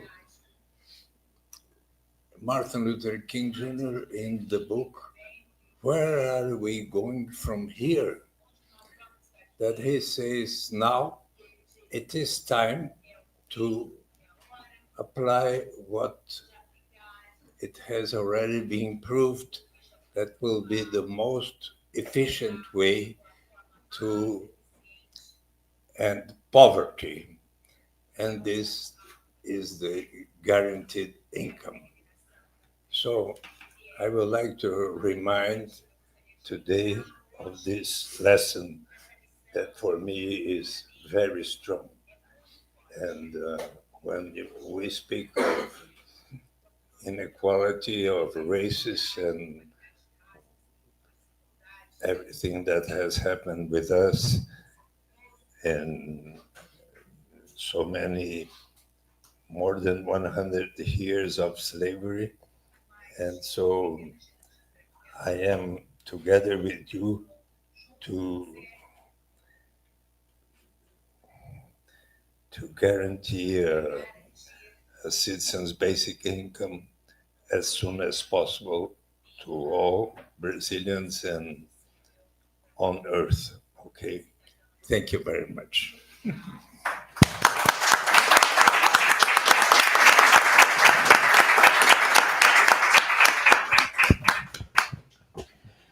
So finally, we are open to questions. I will ask you, please, to if you want to ask or if you want to comment, to talk in the microphone. Lucas is holding it because we have to translate it for the guests if you speak in Portuguese and to transmit on YouTube. So please, everybody wants to open. Anyone to be the first?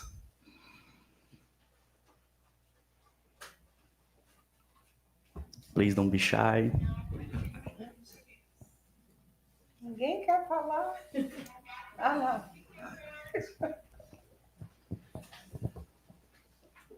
Good morning, everyone. I want to make a question for everybody. I want to know how social movements in India, in Brussels, Claudete, in Brazil, how the social movements are arguing about the basic income or the taxation in Brazil. Thank you. Posso começar? Se não, esqueço.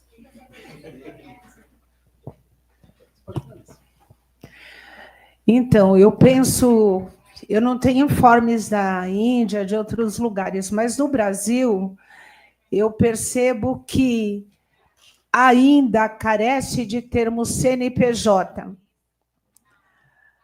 Nós temos muito conhecimento, muita disposição. Eu percebo que essa última geração, pós as cotas, vem numa pegada incrível. Entretanto, desde da Frente Negrina, desde daquele ato nas escadarias do Teatro Municipal em 78, faltou uma coisa e que a gente precisa pensar sobre ela. O movimento negro brasileiro, para ter condições mais eficazes de cobrar a dívida, de exigir políticas reparatórias, compensatórias, enfim, tem que ter CNPJ. E para ter CNPJ, requer money, dinheiro, e a gente precisa do dinheiro. E aí, de novo, eu trago porque é o governo que eu ajudei a eleger várias vezes. A gente tem que ter... A gente não quer generosidade, favor. A gente quer que se estabeleça um cronograma efetivo, que seja materializadas ações de reparações. O movimento negro precisa ser reparado, e tem diversas formas de se fazer isso, como, por exemplo, a destinação de prédios públicos em todos os estados para sua sede, para ter CNPJ, de uma verba. Hoje, a gente lida muito com as emendas secretas, né? Que vai para pessoas milionárias, sem controle nenhum. Agora, qualquer projeto oriundo de uma organização do movimento negro não consegue financiamento para tocar suas políticas. E nós temos um governo de centro-esquerda, que nós ajudamos a eleger. Quando eu falei na minha fala da ressignificação, de como chegar lá, eu estou dizendo disso, traduzindo. O movimento negro precisa ter CNPJ para ele ser, de fato, o interlocutor do que é que nós precisamos para poder agilizar essa materialidade de reparatória tão necessária. E aí, entendo esse CNPJ, ele terá todas as condições de exigir dos colonizadores, dos países que mais colonizaram, que hoje só são ricos porque nos roubaram e muito, e toda essa apropriação feita através de humanos escravizados aí em todas as diásporas, de se criar um fundo da culpa branca. O que é isso? É política. Eu estou pensando como lá atrás eu dizia, tem que pagar, vamos para o judiciário, tem que transformar o 20 de novembro feriado na cidade mais racista do país, que só após 20 anos se tornou nacional. E esse fundo da culpa branca, ele teria como colocar recursos para implementar várias ações. Então, por exemplo, desde a cidadania, na Bélgica, em Portugal, na França, nos principais colonizadores, na Holanda, tal, cidadania, dupla cidadania. E por que eu insisto nisso? Isso é importante, por exemplo, ter cota nas universidades de quem colonizou, sabe? Num percentual razoável nas principais universidades, ter cidadania para mitigar o prejuízo oriundo dos estupros, né? A minha avó foi estuprada por um português. Eu sou descendente direta, eu deveria ter direito, eu e vários outros, à cidadania europeia, dupla cidadania. Por que só o neto do senador Suplicy tem direito à cidadania italiana? Eu tiro os italianos dessa conta, mas o restante da Europa. Então, eu penso que avançou muito, mas ainda é tímido. Tem um potencial que ele tem que ser colocado na ordem do dia. Para isso, tem que ter CNPJ. E, para isso, o governo tem que abrir o BNDES, o Banco Central, colocar dinheiro. Os governos municipais e estaduais têm que subsidiar esse trabalho do movimento negro, que é luta, mas não deixa de ser um trabalho que não teria que ser dele, e sim de quem escravizou. Então, está tudo errado. Então, eu penso que o movimento negro brasileiro, acadêmico, social, das organizações todas, teria que ser altamente subsidiado para que ele exija que eu vou finalizar para dizer o que eu penso. E eu gosto de trazer exemplos, né? Início do governo dessa frente ampla, senador, que pena que o Lula não me chamou para eu estar lá. Aliás, ele nunca me chamou para viagens internacionais. Mesmo eu tendo sido a primeira mulher negra vereadora do PT, ter aprovado leis importantes, ter feito coisas importantes.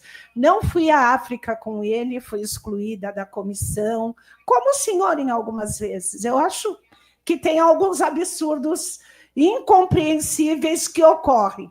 Mas vamos lá. Lula vai a Portugal, leva a queridíssima irmã da Marielle, a Aniele, ministra da promoção da igualdade racial. E aí tem um evento lá, né, preparatório para as homenagens lá da homenagem ao grande Chico.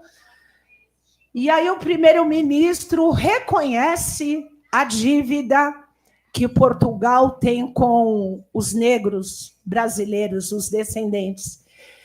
E ele afirma que sabe como, não, que tem que ser paga, mas ele não sabia como. E aí houveram sorrisos e abraços. Se eu tivesse lá, eu ia dizer, eu sei como dá para pagar. A primeira coisa que eu quero é que edite um decreto, sei lá como é no Parlamento Europeu, dizendo que todas as mulheres negras brasileiras têm direito à cidadania portuguesa, porque uma grande maioria, as suas avós, bisavós, mães, foram estupradas. Entendeu? Então, eu também queria ter cidadania europeia. Eu queria transitar, eu queria estudar, eu queria... Enfim, entendeu o que eu estou dizendo?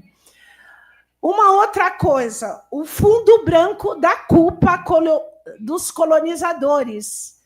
Eles poderiam destinar um percentual para esse fundo, para poder subsidiar isso, subsidiar as bolsas, sabe? Os grandes cientistas, a medicina deve para a mulher negra. Nós somos, por exemplo, os grandes avanços, os senhores e as senhoras aqui sabem, os grandes avanços que houveram na medicina, principalmente no campo da ginecologia, foram as minhas irmãs ancestrais, que foram usadas como cobaias sem anestesia, para poder descobrir como fazer a cesárea e outras coisas. Então, não tem saída. Não tem saída. Se é verdade que nós queremos garantir cidadania, a gente tem que repensar e indicar algumas ações. E eu estou convencida que a principal dela, no âmbito do norte global, que foram os que mais se beneficiaram da escravização do povo, e aí tem uma diferenciação quando o companheiro descreve a questão da Índia, né, da proposta de uma renda cidadã, de mitigar esses conflitos, essas diferenciações econômicas. A cultura é outra, né? As diferenças. No caso brasileiro, a gente tem um lugar de fala diferenciado e legitimado com possibilidades reais. Porque, voltando, a gente herda grana, patrimônio, mas se herda dívidas também. Então, finalizando a sua pergunta, companheiro, da questão, como eu vejo a questão do movimento negro, que eu aplaudo todos os dias, principalmente esses tocados pelas mulheres negras, ele tem que adquirir CNPJ. E para ter CNPJ no Brasil, money, tem que ter money. E aí é inadmissível a gente ver a resistência de partidos de centro, de esquerda, governos progressistas, por exemplo, dizer não a implementar no SUS o exame do DNA África para os DNA-EBs. Eu queria aproveitar para esclarecer o que é DNA-EBs. Quando a gente apresentou essa representação, um jovem, brilhante advogado, Dr. Kleber Bispo, que eu nunca me esqueço o que ele me disse. Aprendi a ser negro com as suas falas, porque eu não era não era advogada, precisava fazer uma peça jurídica, eu subsidiei com os argumentos e ele os transpôs na linguagem jurídica.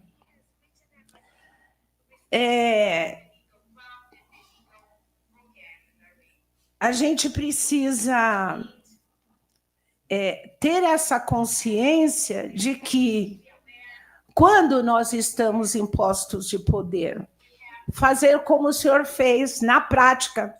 A gente tem um distanciamento do discurso e da prática efetiva.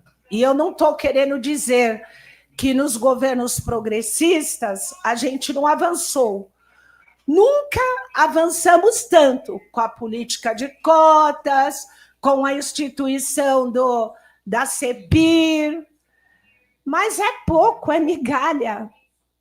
Porque para outros setores é dado mais, para outros grupos é mais.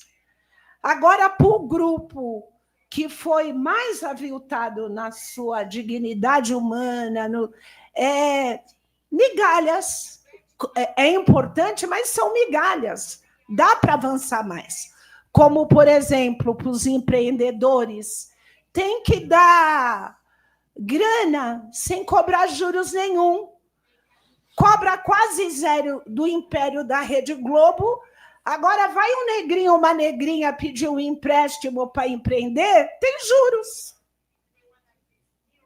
Então, precisa ter CNPJ. Aliás, o fundo da culpa branca, para mitigar todas essas desigualdades, eu acho que ele tem que estar no norte global e com subsedes em todos os países, que deve ter a mesma estrutura.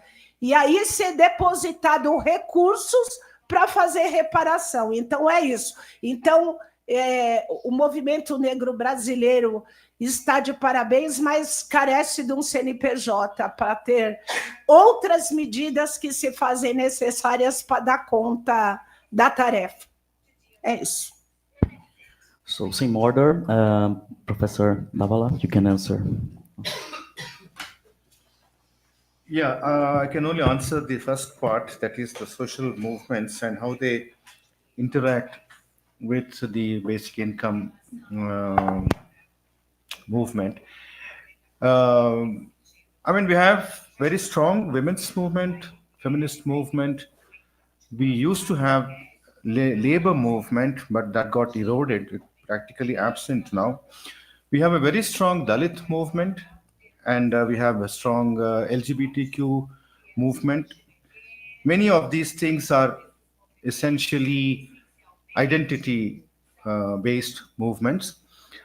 And then we also have religion-based Hindu revivalist movement.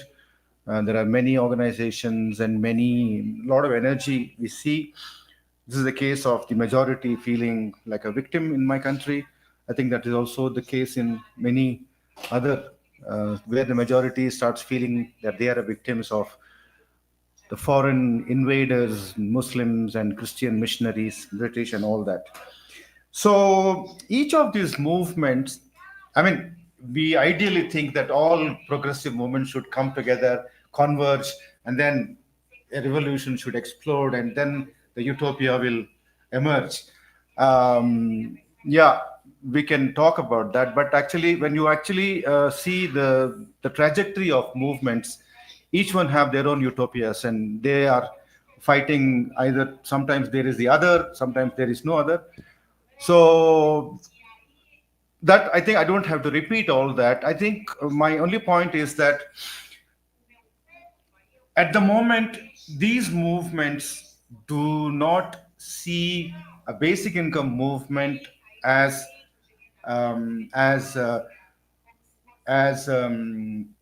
complement to their movements. Sometimes they also see it as a kind of a contradiction to what they are seeking. And when we say universal, then those who are not interested in universalism will say, why should everybody get it? So there we are not able to, for example, human rights movement is actually coming to we are coming together and we are talking, okay, this can be seen as a human right, and which is again derived not from a religion or any other utopia, but for simple constitution. We are all equal. We have human rights and based on rights. So we are also pitching basic income as a right, income security as a right, rather than to say basic income as a right. So at the moment, we are talking to the ecological movement also, but they don't see in what ways we see in what ways we can come together, but they still don't see in what ways we can come together. So this is very desperate. I think each one is following their own utopias, and it's not so easy to spend energies on bringing all these movements together. I think strategically we work with political parties which are listening to the vulnerability discourse and income vulnerability discourse. So I would say it is in that direction that the basic income movement is moving towards addressing vulnerabilities. As a result, unconditionality is getting accepted. Universality is getting accepted again into demographics. Like women, all women will give, or all farmers will give, or all children below this will give, but not all citizens or all normal residents of the community. I would say that is exactly what is going on. Professor Vumparis. Okay. Yes. Well, what is a social movement? Of course, in the first place, the labor movement. And in Belgium, contrary to India, the labor movement is pretty strong. So a very high proportion of the workers are unionized.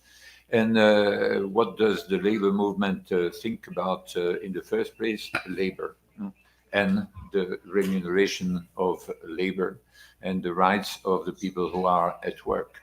And so there is, in fact, in the labor movement, a general presumption against any form of redistribution that's completely disconnected from labor. So if when there are some people indicating they have some sympathy for the idea, then they quickly shift to something like guaranteed employment, to say, well, in a way similar to what is actually implemented in India, at least for the rural population, by our friend Jean Drèze, the initiative inspired by Jean Drèze. And the form it takes, it says, no, you can't give an income irrespective of work. So that's against the central article of faith in the labor movement and in the social democratic parties. And so you can give a guaranteed access to an income, but providing it's coupled with an employment. And so the local authorities will have to provide some employment to the people, even if it's not an extremely useful or gratifying employment. So on the side of the labor movement, there is not much enthusiasm, and there is more enthusiasm for reducing taxation than for increasing it in order to introduce a basic income. What other movements are there that are very salient in Belgian society at the moment? Nothing that is directly related to redistribution. It's mainly, we have had a number of very massive climate marches, so climate change, and so the ecological movement driven by secondary school pupils, especially girls initially, and so on the Greta Thunberg model. That's one. And two, we've had massive Gaza demonstration about the war in Gaza. Of course, no direct connection to basic income either. What's on question was also about taxation. Well, there are two, I would say, important issues. One is that we have more somewhat right of center government at the moment, and one tax reform that I'm introducing, similar to what's happening in Brazil now, is raising the level of income from which you start being taxed. And so there is a tax exemption like there is in, I think, all personal income tax systems, and so the amount of income that is exempted from taxation is being increased. This is in fact a very useful step for the feasibility of a basic income, because a basic income, when introduced in a country like Belgium, will have to be largely funded by the scrapping of this exemption in order to replace it by an unconditional basic income to all. And so this is a sort of, this exemption is a bit like a gift from the finance ministry to all the people who are at work. And this gift will be replaced by a basic income. So that's a positive step. A very negative issue and problem for any progressive step in Belgium and in Europe altogether is the war in Ukraine and the recent commitment of the European members of NATO to raise their defense spending to 5% of GDP. Belgium is at 1.7% of GDP. So other countries, including, for example, Poland or the Baltic countries, are close to this 5%. For Belgium, it's frankly strictly impossible to raise that, in part because of our federal structure. So the federal level doesn't have the margin to do so. But it means that any step, even under some fairly small percentage of GDP that would be needed in order to turn our current Bolsa Familia, if you want, our current system of social protection, basic social protection, and these tax exemptions, in order to turn them into a basic income, it wouldn't be a big expense, not a big chunk of GDP, but it's all social spending is in fact compressed down as a result of this commitment on which all the countries will cheat, but if only by postponing the time. They say, okay, we'll do it by 2050 or so, but nonetheless, it means that any steps forward. So there is, and there is of course resistance, including on the part of the labor union, but to my dismay, and this is one other fight which I may on which I may spend quite a bit of energy.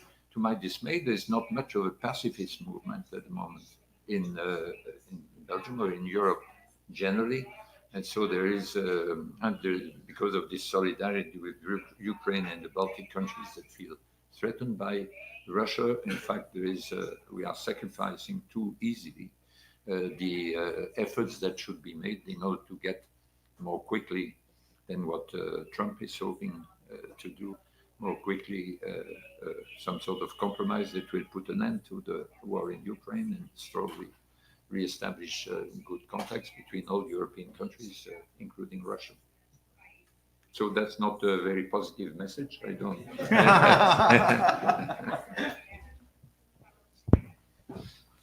We have more time for questions, so. Eu queria fazer uma pergunta para o Felipe. Eu estou há 40 anos com o Suplicy, trabalho com ele há 40 anos. E desde esses 40 anos, o Suplicy corre atrás da renda básica de cidadania. Eu vi crescer, eu vi a luta do Suplicy. Eu gostaria de saber dos dois qual é a possibilidade que o Brasil tem de implantar a renda básica de cidadania, porque a luta dele é muito grande. Então, eu gostaria que tenha uma certeza para o povo brasileiro. Muito obrigado.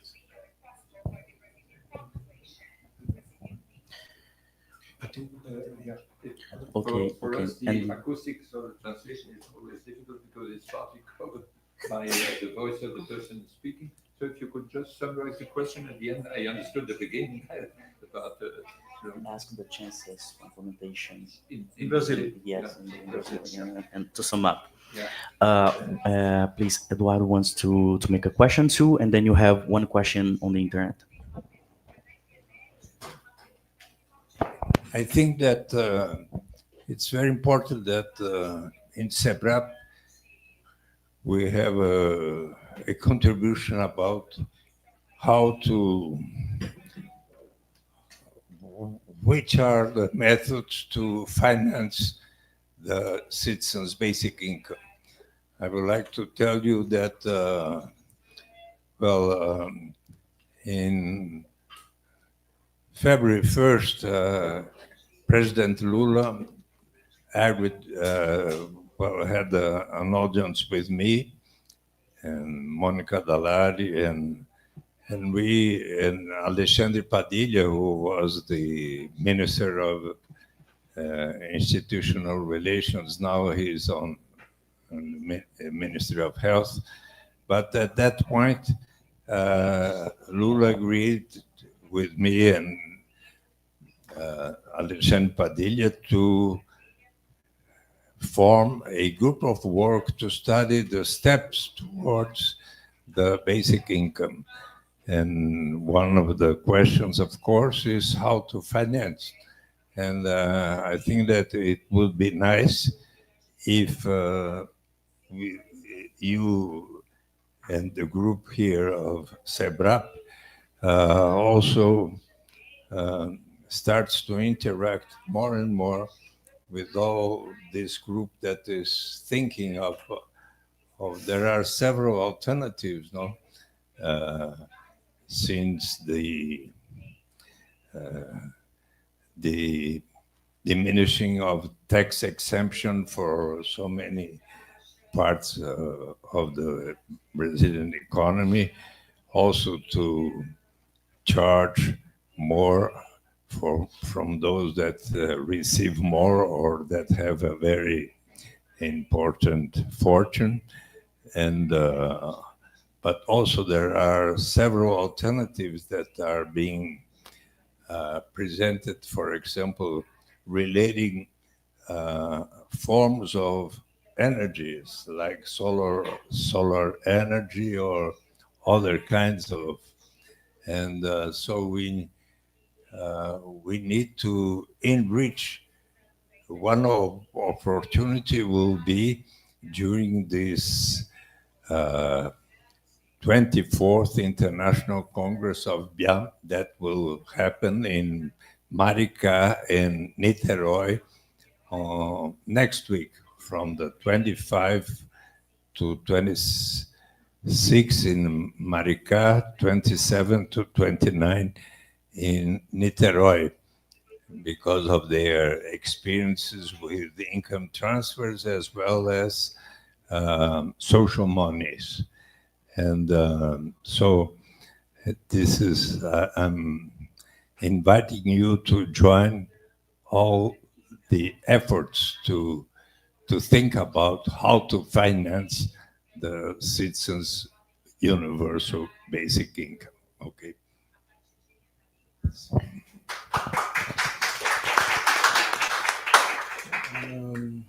So here I have one question too, and there's one here. I think it's fine. Okay, good. So do you want to?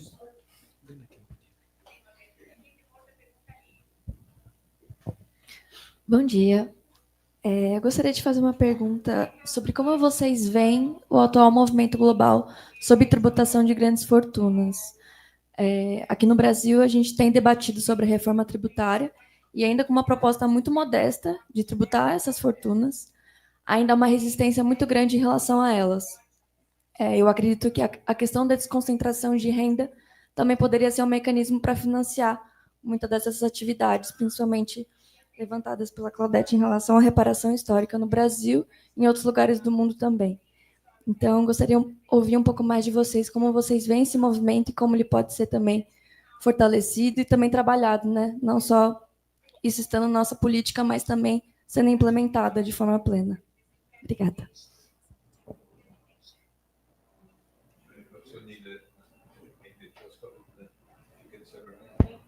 Her questions were concerned on the taxation of great fortunes. So if you want to react to taxations of fortunes, the rich, the upper. The inheritance tax. Yes, and then the yes, resistance to the inheritance tax. inheritance tax.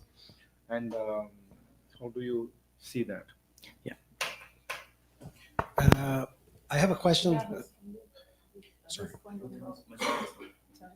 I have a quick question because one of the interests in this project we're initiating today is not only to think about the normative foundations for these kinds of policies, but also how to frame them in a better way, or at least in an innovative way, given the political circumstances we are here in Brazil now. So I have a question more in the level of political agency than in the normative theory, about the sometimes, let me frame this way, sometimes proponents of basic income feel uncomfortable to rally together with people who are trying to dismantle the state, especially in countries like Brazil, where like the left wing is strongly influenced by Marxist thought. So they think that, but they don't. They agree with you that basic income is the foundation for society of the future.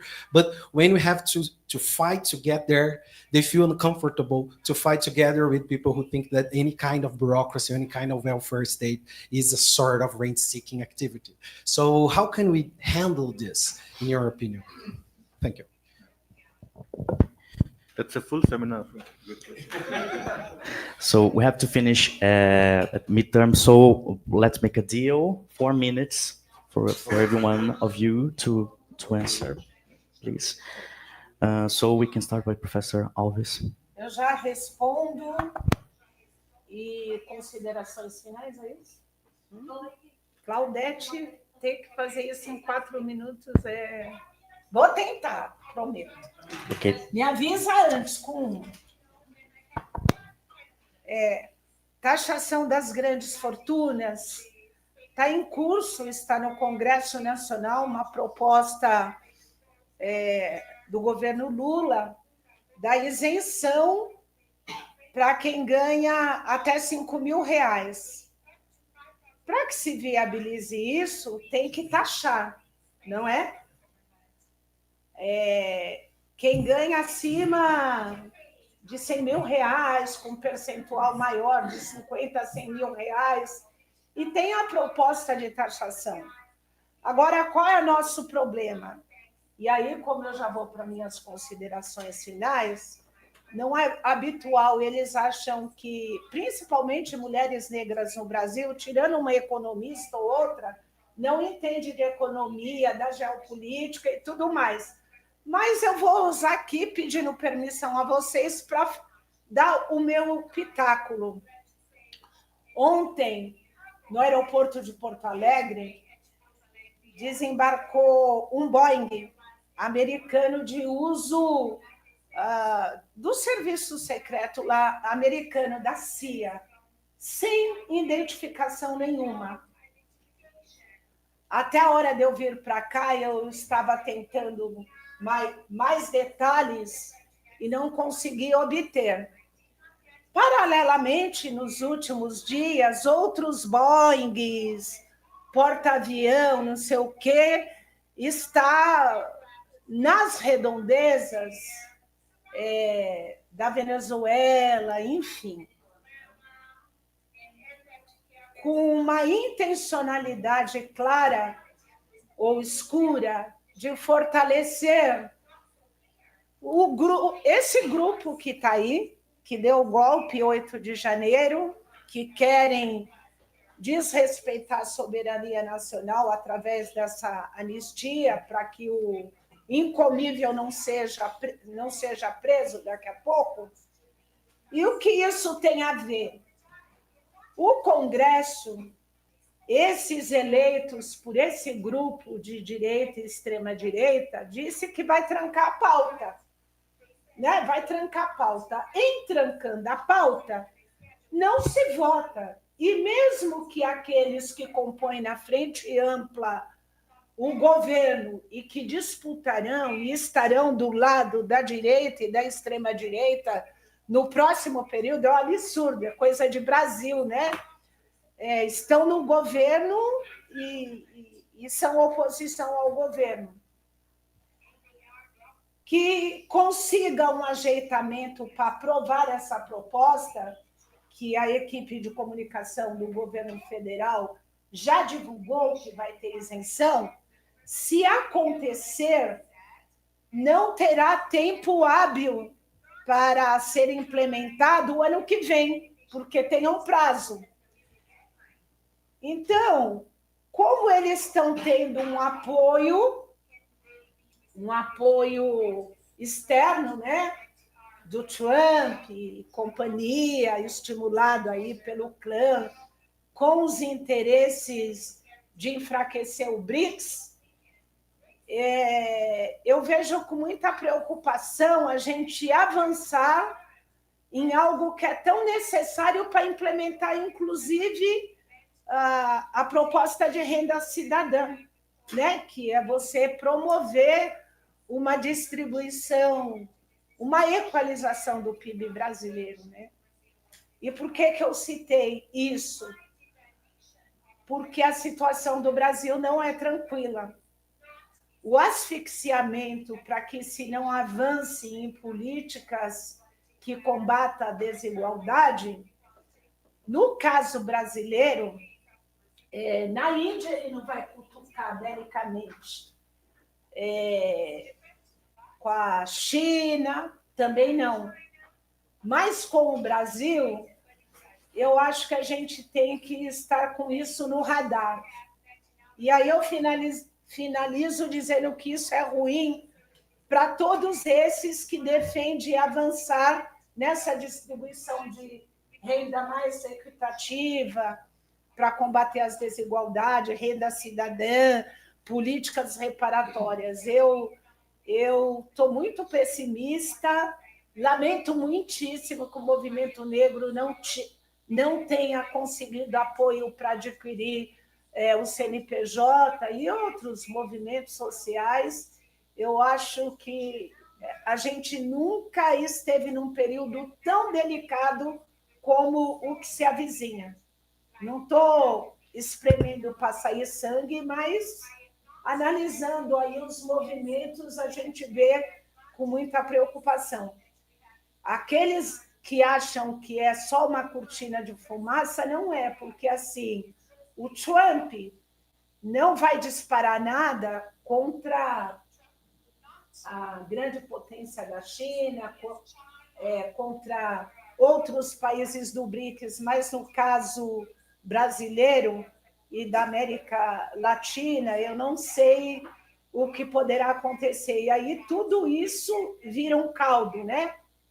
E um caldo que vai se tornando cada vez mais ralo. Então, eu vejo com muita preocupação e eu acho muito difícil que nessa conjuntura a gente consiga taxar as grandes fortunas dessa elite, né? Desse grupo que detém 70% da riqueza do Brasil, enfim. Então é isso, desculpe eu alongar-me. E desculpe, viu? Quem não me conhece, essa é a Claudete, eu sou assim. Eu vou finalizar com Dona Azul. Dona Azul, que o senador conheceu, foi para a UTI quando morreu em 22, pedindo voto no Lula. Falei para o senhor naquele debate da PUC, né? Uma semana antes das eleições. E ela me forjou, mesmo sendo estuprada, para ser uma negra que não se admite morrer, mesmo que todos queiram, tá bom? Muito obrigada pelo convite, parabéns e desejo sucesso no Congresso Mundial.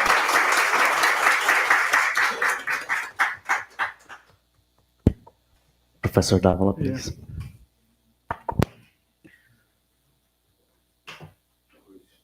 Yeah, as I've said, I'm not an economist, and I'm a sociologist. So there's a Supreme Court judgment in India as a response to a litigation regarding the mines. There is a group in the western part of India called Goa Foundation. They essentially went into litigation against mining in their state, and then they stopped the mining because they pointed out all the illegal ways in which the mining contracts are being given and how the revenue that comes from the mines is considered as a windfall revenue and not accounted for, and government having the freedom to do whatever they want with that money and not basically making government accountable. So the Supreme Court judgment said that natural resources belong to people and government is only a custodian of this wealth, which actually opens the door for asking governments to be more accountable on how they spend their money. What is normally, so in which case I think we need to really open many of the closed matters and then say, now, for example, there is, of course, taxation is something I said I will not get into that because that is not my strong point. There is something called, also all countries have such central banks. Now, in every country, there are unclaimed deposits of people, unclaimed insurance of people.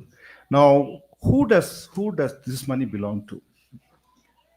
Yeah. Then similarly, we have something like, I think 600 billion rupees announced by the Reserve Bank of India, saying that this money is there. This money automatically assume that it belongs to government. So they are planning to shift it to the government. Like the way during the COVID time, PM created his own fund, PM Cares fund or something. A lot of money was, the corporates were forced to donate to that, and there's no accountability of that. I think this is where the role of the movements will come, that like if these kind of monies should be treated as the commons, because they belong to the entire population. So is it possible to visualize a national fund? Or some people are even talking about a global fund, but I won't go there so easily. But national fund, which is an accumulation of this kind of scattered money that is available, which is people's money. We also have a law in India which says that every company which has a revenue of more than 500 crores is obliged to spend 5% or 4% on CSR, corporate social responsibility. This also is nearly a $10 billion money every year they spend. And government specifies that these are the 23 areas you should spend this money on. Now, this money, each company is doing its own thing, and then it has no accountability to that. If it is meant for people, there is no accountability for that as well. I mean, these are just the two examples that we are using to say that how do we visualize.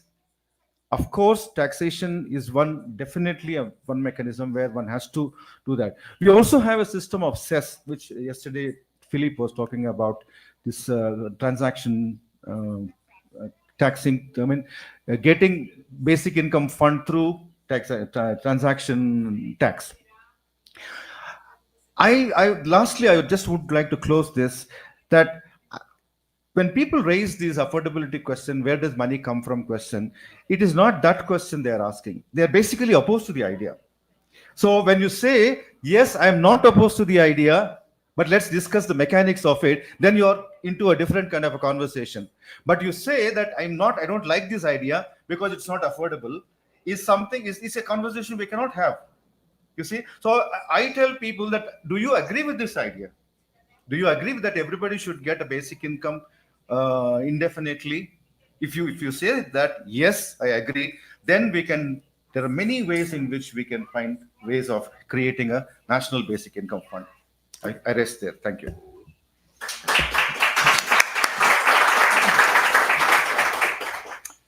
Okay. First, Damian's question. Damian says, I've been driving this man for 40 years into all sorts of places, little villages, big towns, and so basic income, but it's not coming. What's happening? And so I understand your impatience. And, but you know, there is progress in reality in the institutions which you are hoping for, but first you need progress in the minds. When people first talked about abolishing slavery, people said, come on. And when people said universal suffrage, everyone can vote, people said, come on. And when people said universal income, people said, come on, until Eduardo came. And Eduardo made it plausible for many people to say, perhaps not so stupid. And so you need this progress in the minds. You need also then to stimulate research about it in order to have serious proposals. So Eduardo mentioned the working group at the federal level, at the national level. It's very important. It's very important. I think also that research centers, interdisciplinary, like CEBRAP, should be involved in that. For example, in thinking more seriously about reviving this, what was called the CPMF,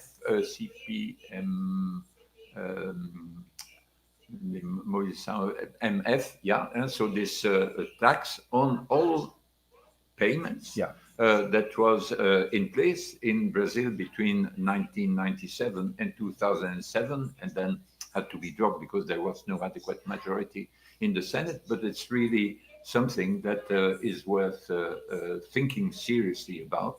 And so it has a potential at the national level. I also, and that's related to the other question, I think that was suggested by a conversation I had 2 days ago with José Vicente.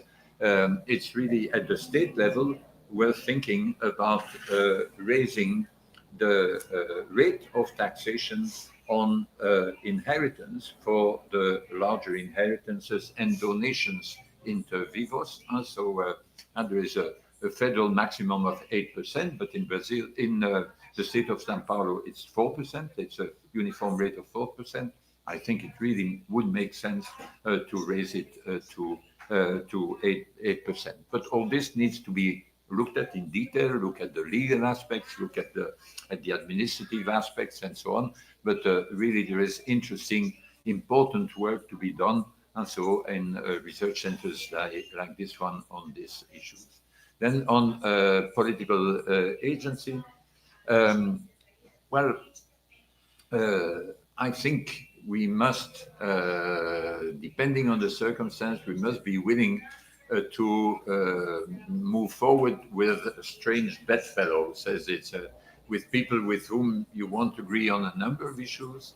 You have to be careful because there are, of course, versions of the basic income proposal which would be unacceptable. People who say we scrap everything, including free education, including free health care, and so has been proposed by some people, for example, Charles Murray in the United States.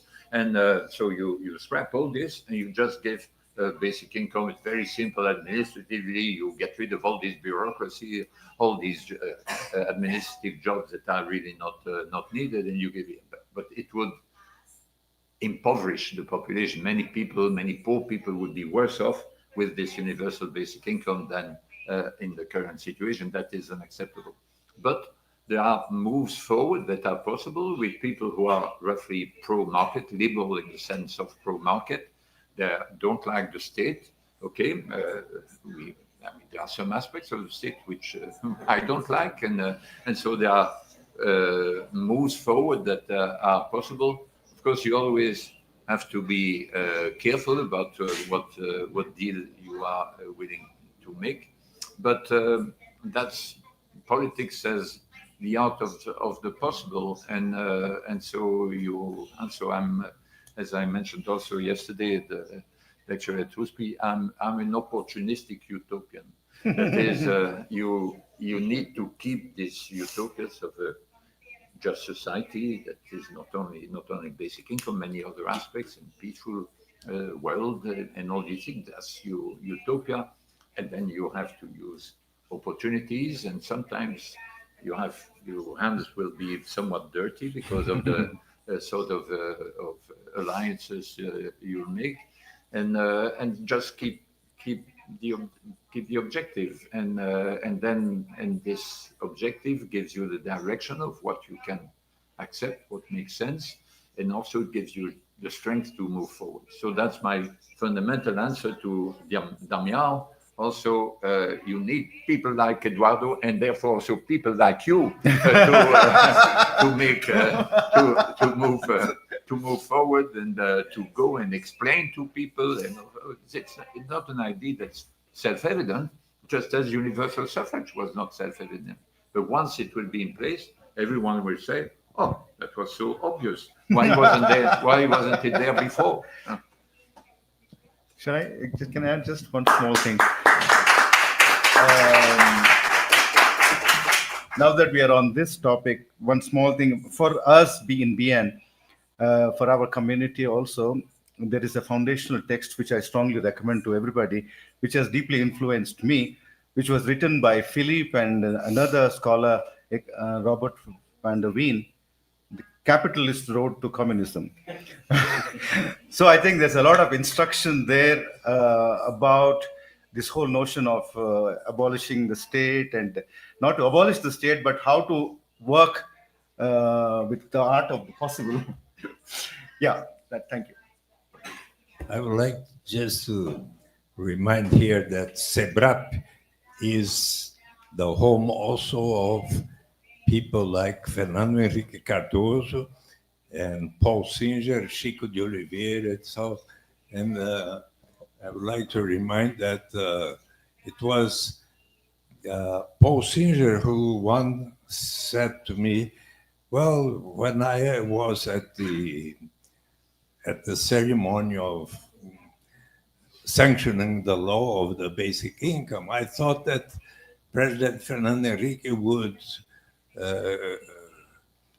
organize a group of work to study the steps towards the basic income. So I took his idea and sent first to President Dilma Rousseff, but then she was ousted, and then to Lula. So, and we are on the way thinking about how are we going to finance and introduce the basic income as soon as possible, perhaps during until 2016.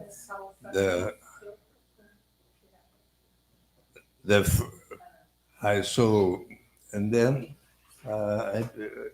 seu nome completo mesmo é Lucas Petroni. Lucas Petroni. Petroni, né? So I would like to invite you from SEBRAP to join us, and perhaps some of you may participate in the International Congress of Bien next week. But I appreciated very much your invitation to be here, and we now have all the strong force of this lady that has organized, Claudete Alves. So do you have one book like that? Yes. I need to have one more.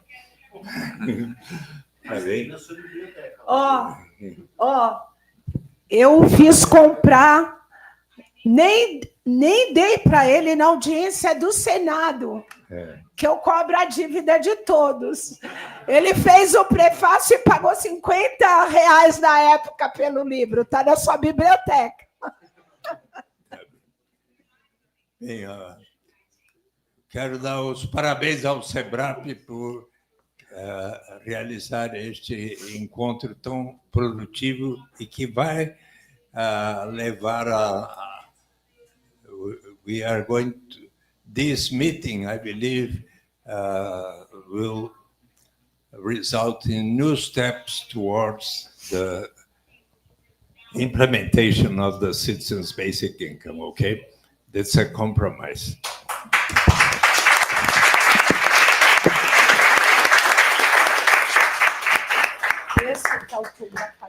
So thank you so much, Professor Alves, Professor Davala, Professor Van Perris, for your speakings. I watched you on YouTube yesterday at University of São Paulo, and unlike here we had the opportunities for a couple of questions, so we could hear you for more than 20, 30 minutes. So thank you so much for your time. Thank you so much for the Jews, for the opportunity, and I think we have to schedule another encounter. So 3 hours, it's an amount of hours, but it's not enough. So we finish here our panel, and I pass the words for you. Oi, gente, bom dia, eu já falo boa noite. Bom dia, eu queria agradecer a presença de todos, convidá-los para os próximos encontros. A gente tem mais uma mesa prevista para o dia 10/9, e uma outra prevista para o dia... Eu não lembro agora de qual, mas acho que é 20 de setembro, tá? E é um ciclo que vai se estender até novembro, no qual a gente vai pensar sobre justiça racial e distributiva, a partir da ótica da tributação, né, e diferentes ferramentas de igualdade. Então, meus agradecimentos, espero vê-los nos próximos encontros. E é isso. Um salve de palmas para a Mônica e para o Yuri, que foram os... quem colocou isso de pé.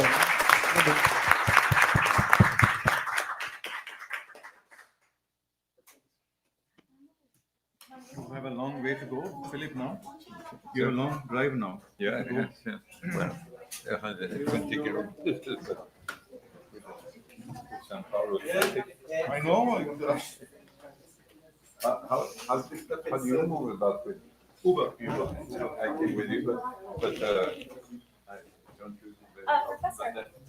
Respondi qual pergunta?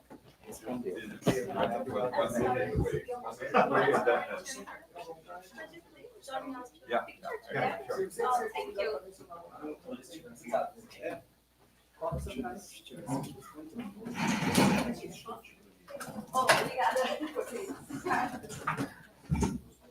É só equipe, né? Vocês também? Claro. Vem, vem, Lucas. Cadê? Manu. Uri. Cadê o Uri? Leandro também. E o senador, não vem? So the senator to finish his literature.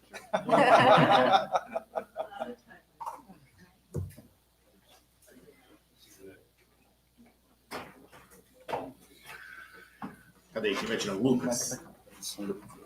Muitos celulares, muitas câmeras.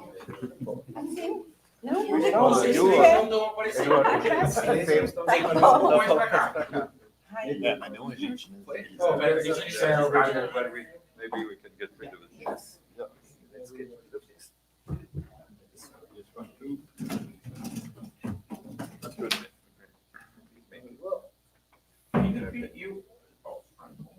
Yeah. Now it's okay. Yeah, it seems so.